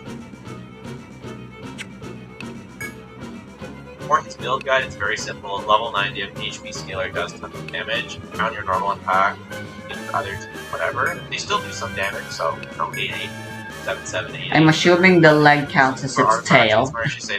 Yeah, that's why I'm trying to bind it. Whatever, but Mario Subjects is so much better. The activation itself is fun. You need crit, but the goblet Beautiful. or hydro damage bonus. But either he does get a lot of damage bonus. He's technically a tiny bit better, especially if you're playing with but hydro damage is that's for weapons, obviously his signature is his best, but the battle pass is actually surprising.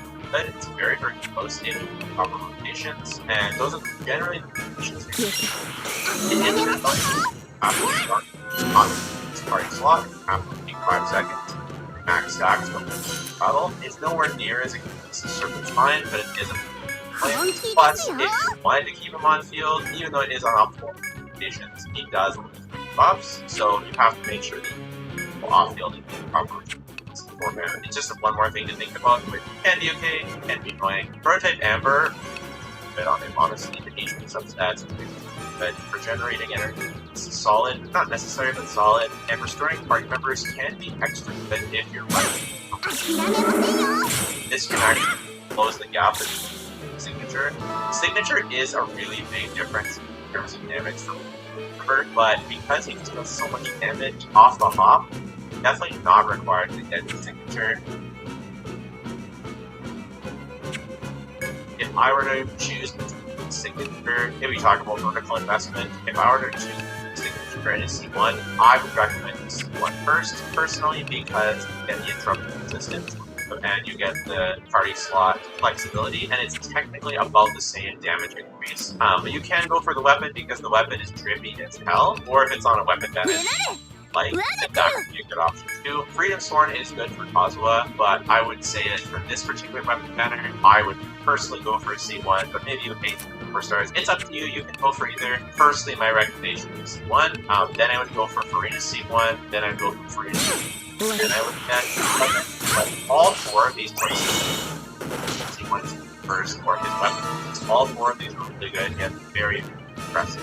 Dolphin investment options. Kazuha, important Kazuha, but yeah, and also get Kazuha, a big fun one. Gameplay tips. This is the general rotation guide that you want to follow. This was very kindly provided to us by Baster. I have it in the description because I have very proud of you to check them out. I would like to point out that you don't always need to follow this rotation, or you want to necessarily follow this rotation, depending on the Abyss enemies, misplays that you might do.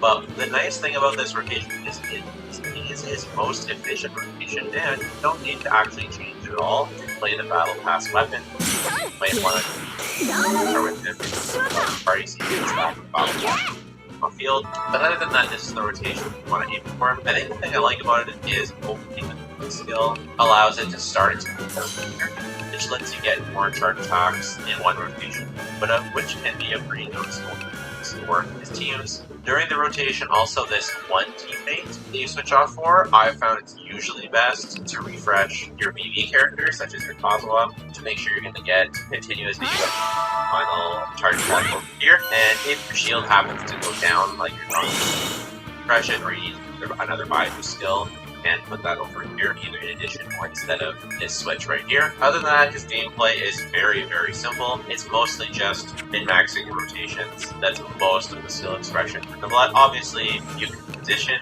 Neuvillette. If you're on PC, it's much easier to spin mid strategy. Swipe, get the power wash going on all the enemies. And if you're on the controller, I think it's gyroscope, but I don't have that. Normally, so you could probably optimize Neuvillette more than me, so okay. For future prospects, I think Neuvillette has incredible prospects because he doesn't, like, Zhongli is technically still part of the best team, but there's tons of room for a future HP buffer, off-field pyro, just more off-field supports in general, just different buffers that I think is useful. Especially if you're a player willing to go for a C1. Just know that even at C0, I still think it's strong. Yeah, lead bites are good. Don't feel baited to focus constellations, don't feel the FOMO, and again, they don't feel that much other teams here, especially in C0, so you shouldn't feel FOMO to get him if, like, it's not your favorite playstyle and if he's not your favorite. For Overworld, he's one of the best Overworld characters, honestly. Self-healing, and he just does tons of raw damage, so solo control, no problem. There you go. Let me know your thoughts on Neuvillette if you're gonna go for him. Good luck on your polls. Take care. Bye for now.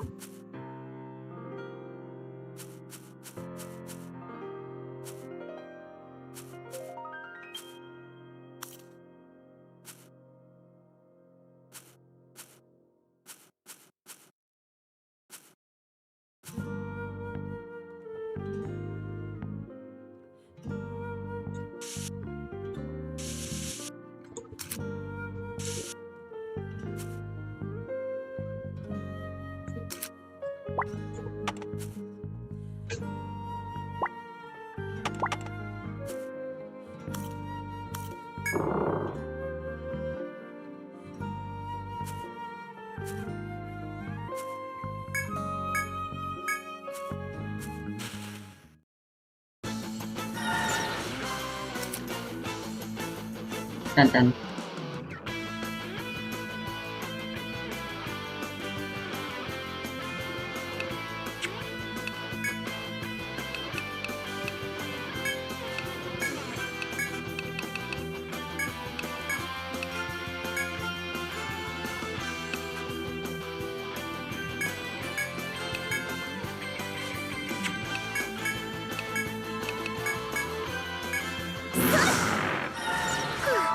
行く。諦めませんよ。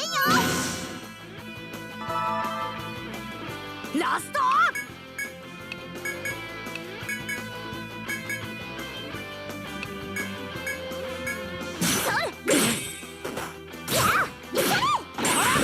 我が道を阻むものなどない。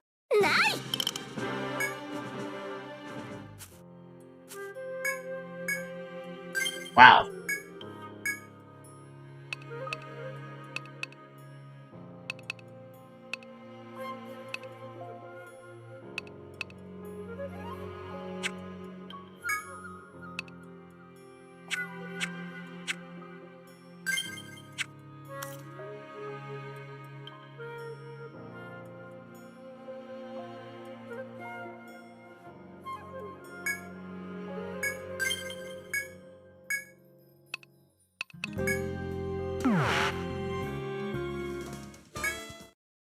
うーんとなんだっけ。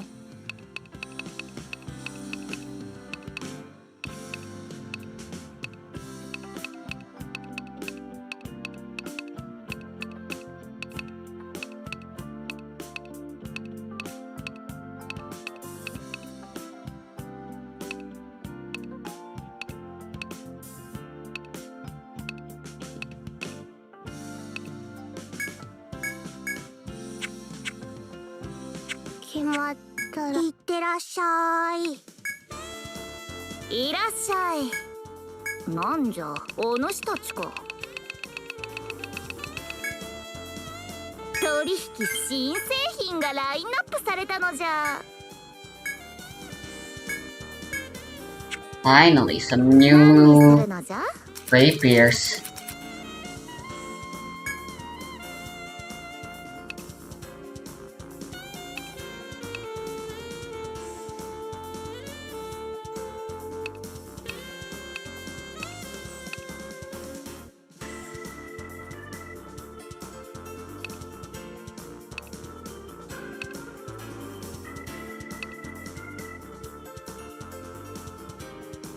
Oh, this one gives more TP.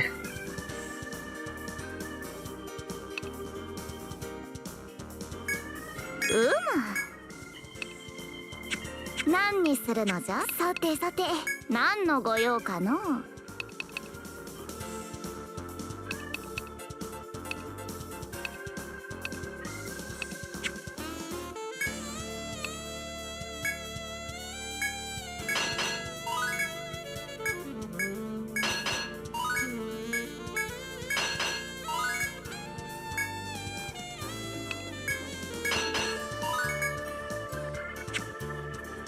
さてさて何のご用かの。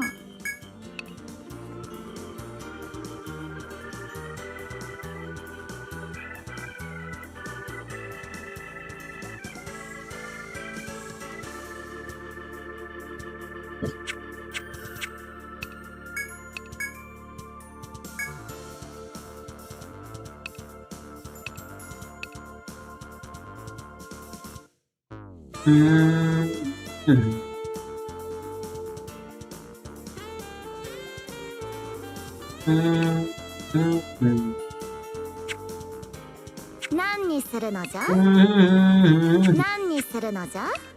今後ともよろしく頼むぞ。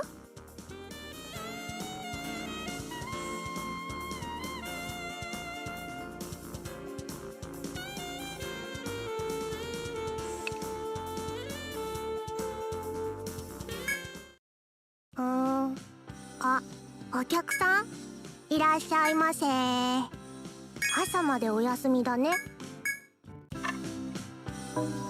決まったら起こして。はあはあ、さてもう一眠り。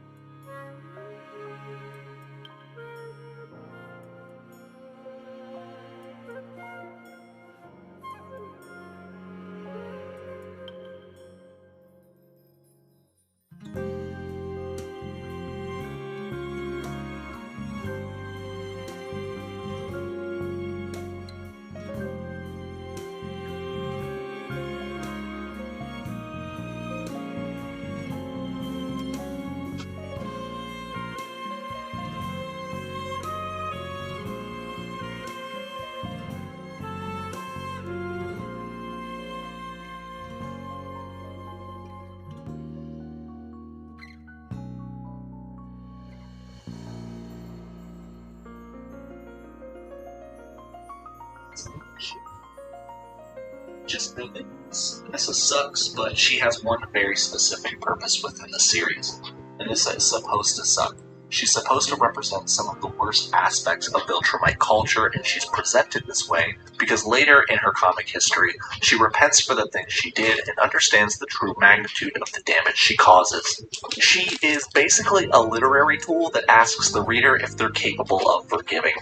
Today's video is not going to cover every single issue or comic panel Anissa is in, but it will cover the vast majority of the most important elements of her comic history. Additionally, in order for the story to make the most sense, I may not necessarily cover every event as it occurred in the comics chronologically, but rather in a way that presents itself most logically.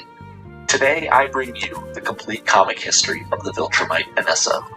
Anissa makes her comic book debut in issue 44 of Invincible, written by Robert Kirkman and Ryan Ottley. Anissa is extremely old, most likely thousands of years old, considering Viltrumites live so long that they don't remember their exact age. We know that Anissa was around when the Viltrumite Empire was betrayed by Thetis, who murdered the previous leader Argal before the Grand Regent Thrag assumed leadership. We first see Anissa sent to Earth by General Krieg in order to check on Mark Grayson's progress, assuming control of the planet Earth. Following the battle on Thraxa with Mark and Omni-Man versus multiple Viltrumites, Mark was charged with being the Viltrumite ambassador / subjugator of Earth, and he was told to go back to the planet and do what his father could not or would not do. Anissa threatens to kill Mark's mother Debbie in order to get him alone into the atmosphere so she can try and persuade Mark to join the Viltrumite Empire.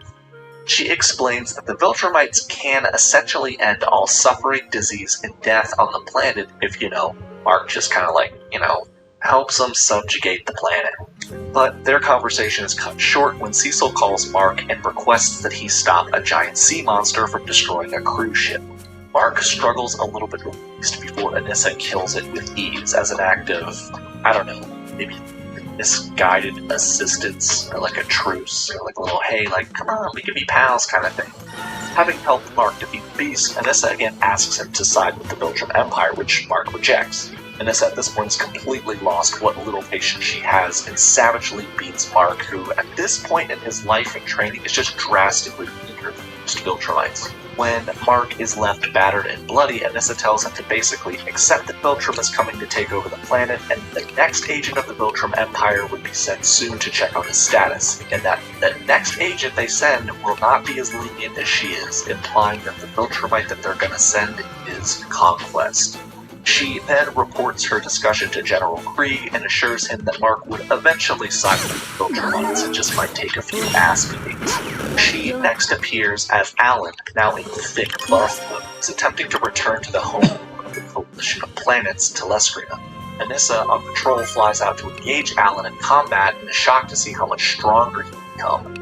During this fight, Alan allows himself to be captured in order to board the Viltrumite warship Anissa is stationed on in order to find Nolan Grayson, who he learns is imprisoned there, hoping to lure Nolan to the Coalition's side.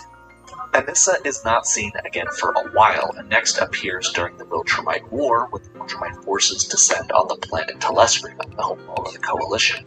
Anissa is a powerful asset. She's one of the strongest Viltrumites, but she is fended off and forced to retreat by the combined might of the now massively stronger Mark Grayson, Nolan Grayson, Oliver Grayson, and the collective weight of the entire might of the Coalition of Worlds. However, during that fight, Anissa does scrap with multiple cool dudes in this battle, including Tech Jacket, Thetis, and the aforementioned trio. The Viltrumites are forced to retreat where they head out into the vacuum of space, and Thetis declares that the war is over, believing, hey, we won, we did it. Mark, Nolan, Oliver, Thetis, Battlebeast, Space Racer, and Tech Jacket all decide to bring the fight to planet Viltrum, where they are once again intercepted by the Viltrumites, including Anissa. Anissa spends most of this battle fighting Omni-Man, proving she is among the upper ranks of the most powerful Viltrumites remaining in the galaxy, even restraining Nolan after Thrag punches Oliver's jaw off of his body. She's also quite shocked to learn that Mark had actually beaten the second most powerful Viltrumite conquest not once, but twice. And the second time, he actually killed him. The battle culminates in the destruction of the planet Viltrum and a savage retaliation from the Viltrumite leader Thrag that sees the death of Thetis as well as a lot of physical damage to just about everybody else in the party. At this point, Thrag could have easily killed everybody that's there, but at the very last second, he decides to spare Mark and Nolan's lives, believing in every available Viltrumite in order to rebuild their species, which is on the brink of extinction. When Mark awakens from his interstellar meeting, he learns that Alan is the new leader of the Coalition of Worlds, taking the place of the deceased Thetis. Oh, and the Viltrumites might have gone to Earth in order to kind of like kill everybody and everything Mark has ever loved. Mark has horrible visions of the Viltrumites invading, including a shot of Anissa killing Mark's girlfriend, Adam Eve. However, when Mark arrives back on Earth, he learns that basically nothing has happened. Thrag was waiting for him to return in order to make a deal. So I outlined this truce pretty heavily in Mark and Nolan's videos, but the long and short is that Thrag would like to allow the remaining Viltrumites to live on Earth and mate with humans in order to build their population, as their species are genetically capable of crossbreeding with one another. After all, Mark himself is a hybrid human and Viltrumite, and he is quickly becoming one of the most powerful beings in the galaxy. Anissa and Krieg and the others are commanded by Thrag to get out there and as you can see, Anissa is clearly excited at the prospect of being hit on by Fred Durst and a young Gary Busey. Mark, Nolan, and Earth's Global Defense Agency agree on a tentative truce with the Viltrumite. A war between them at this point would ultimately destroy both sides beyond repair. The Viltrumites continue to live on Earth as their new adopted planet for quite some time, but Thrag grows impatient with his upper echelon of Viltrumite warriors as the planet slowly begins to change their personalities, much like it did with respect to Anissa. Thrag grows frustrated that she simply will not mate with Earthlings. Anissa never desired to reproduce at all, and her requirements of carrying an birthing actual child are significantly more difficult than her comrades, who essentially just get to go, well, bang whoever they want. Additionally, Thrag becomes frustrated that, much like Nolan, the other Viltrumites genuinely begin to care about the people they mate with and the planet Earth. The status quo, though, gets another massive shift in the very next issue. Unbeknownst to the rest of the Viltrumites, Thrag had secretly been running tests on blood collected from both Nolan Grayson and Mark Grayson, and had determined that Nolan was the rightful heir to the Viltrum Empire, being the direct descendant of the previous leader, Lord Argal.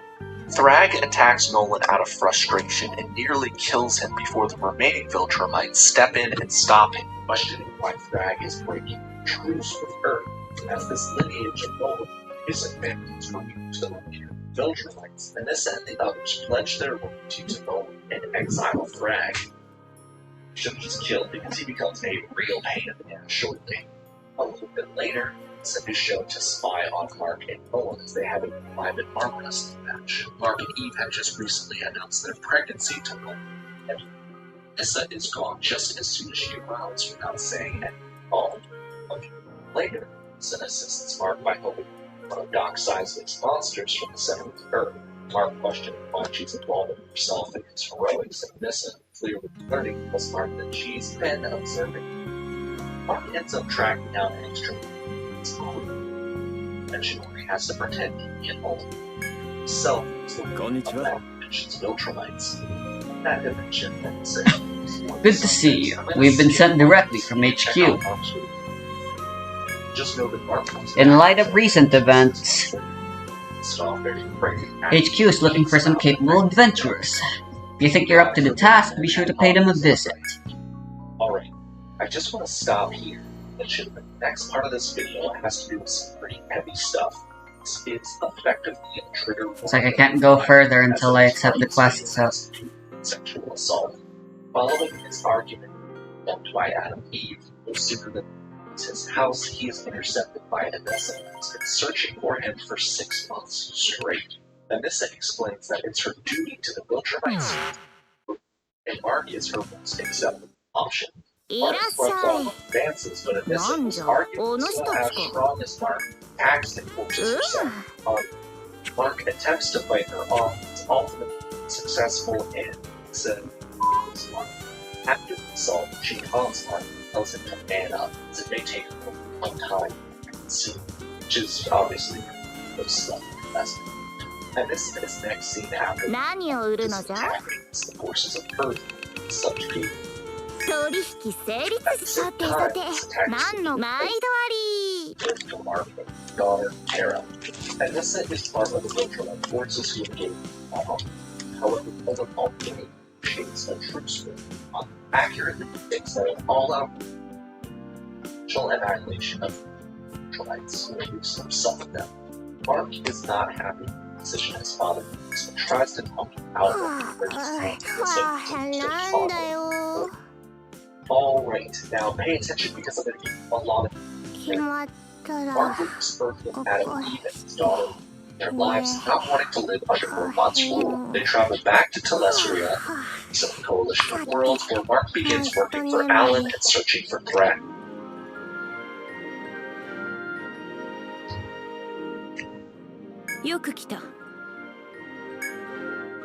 We called in an ally from Etria to assist with our investigation of the primitive jungle. Reports say this forest closely resembles one found in Etria, just as the lush woodlands here resembled those in Tharsis. I personally sent out a group of soldiers to help this ally quickly map the area. I had hoped to avoid repeating the losses we suffered in the lush woodlands, but I was too hasty. Our soldiers were met with a distraction, and we lost track of our ally. They immediately searched the area, but even now we still haven't a clue as to her whereabouts. We simply can't abandon her after she so willingly answered our call for help. I highly doubt it, but it'd be cool if it was either Klaska or the other one. Their names are a freaking mess to pronounce. With the spelling, I don't know how to pronounce it. And since I've only played the game on my own on the HD remaster, I obviously have no idea how to pronounce them. Since I've never bothered pronouncing, since you don't exactly commentate when you're playing without doing a let's play.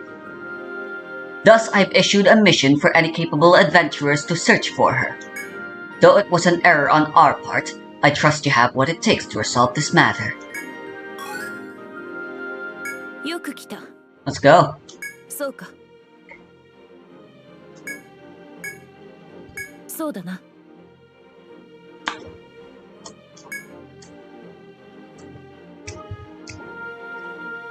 We've received the report she was last seen on B2F, along with accounts of an earth-shaking roar heard amongst the trees. Oh no. Excuse me. I was thinking about the adventurer who accepted this quest before you. He was a lone adventurer named Leo and wasn't allied with a guild of any sort. An idiot then. Supposedly, he's also here from Etria and knows our missing ally. Not wanting him to act alone, I took the precaution of enlisting some of our soldiers to aid him in his exploration. I hope he's safe. Uriai, please confirm their safety as you carry out your mission. About that. 見事だ。見事だ。見事だ。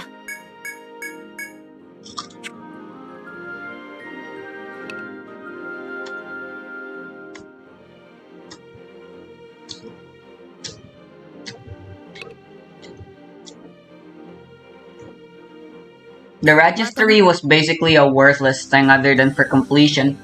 But in here, I actually don't mind reporting every now and then. And that's due to the simple fact that there's a reward for it. So, in the previous Etrian Odyssey games, there are rewards, but it was in the form of quests. And there was only really one quest at the middle of the game or something. なんだよ。いってらっしゃい。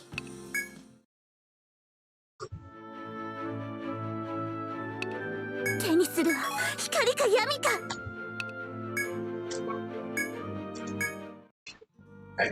Thrag is secretly breeding with the same aliens, the Thraxons, that Nolan produced Oliver with, except Thrag is working overtime now. While out searching for Thrag, Mark meets an alien entity that transports him back in time for him to relive and potentially change some of the most crucial elements of his life story.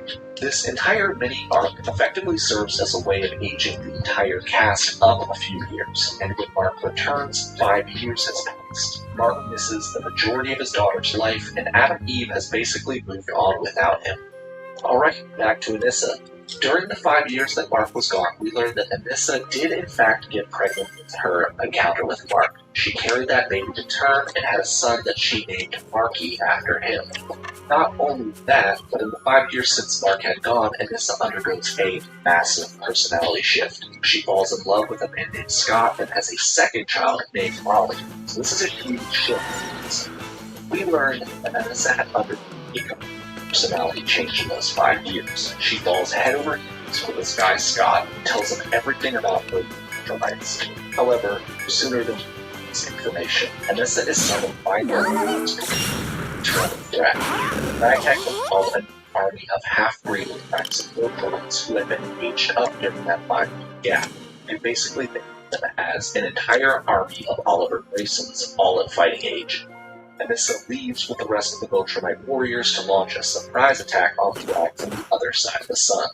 Anissa and the other Viltrumites engage Thrag's forces in battle, and while they are in space, Robot back on Earth apprehends the half-breed children left on Earth that belong to the Viltrumites out fighting in space against Thrag, including Oh my. Anissa's children. Remaining Viltrumites and Thrag's new forces wage absolute and terrible war on each other. During the fight, a lot of people are killed or raped, including people in Grayson. In issue 139, Eve decides against Mark's wishes to join You guys the wanna space go? Thrag's forces. She quickly is overwhelmed by Ragnars, vicious beasts that are capable of killing even Viltrumites. Let's fucking go! Aid, but is gravely wounded by Ragnars in the process of saving her life. Anissa, knowing that her wounds are simply too great this time, admits to Eve she's sorry for all the pain she caused to her and Mark, but she wasn't sorry for the assault as it gave her her son Marky. Eve tries to take Anissa back to the ship as Thrag's children turn on him and switch sides, ending against Thrag. However, Anissa succumbs to her wounds and dies. Marky and Molly are eventually saved by Mark, which of Earth turn following Thrag. Anissa is a character that people hate, and I'm not in any way happy, but I do understand why he chose to essentially have her be the ultimate example of how Earth could change the Viltrumite people for the better. And while I want to make it clear that I in no way, shape, or form condone any of the things that Anissa did in the comics, I did always enjoy her as a character, and I can't wait to see more of her in the show. And that is it for the complete comic book history of Anissa. I hope you guys learned a lot, and if you did, consider liking, subscribing, and doing all that other crap that YouTubers ask you to do. This has been the Key Issues. Thanks again for watching, and remember the motto, Anissa over everything. 令和級4どうぞです行きます決まってくださいこいつで敵です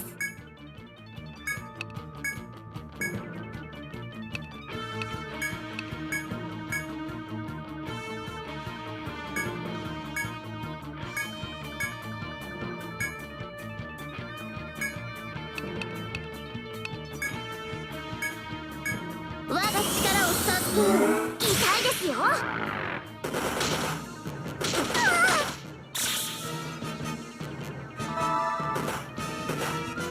Is it too late now to say sorry?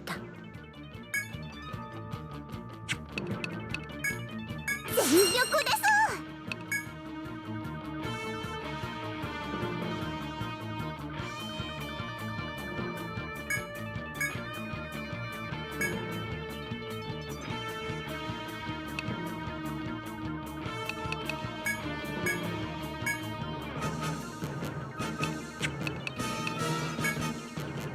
禁断の力を解放する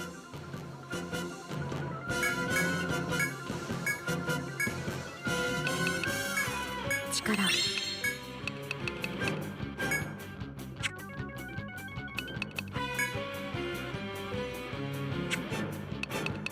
Maybe this will deal more damage. It's worth a try. 貴様の自由をもらうぞ。とどめ Whoa! 無駄だよ。こいつだ食らえ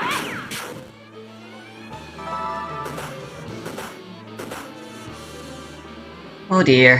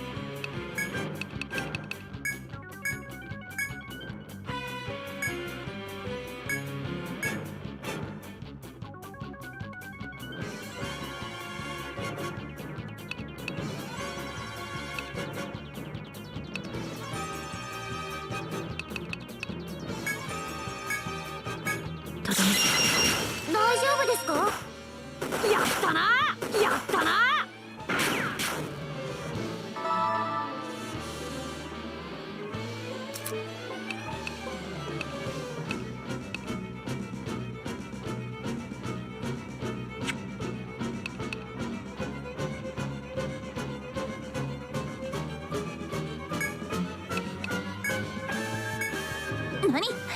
見切ったというのか。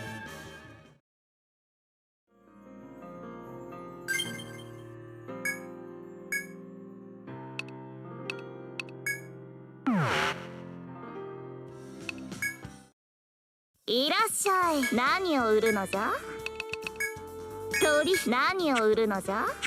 毎度。 That was almost a Sisyphus moment there. Or Icarus, rather. But いらっしゃいませ。朝までお休みだね。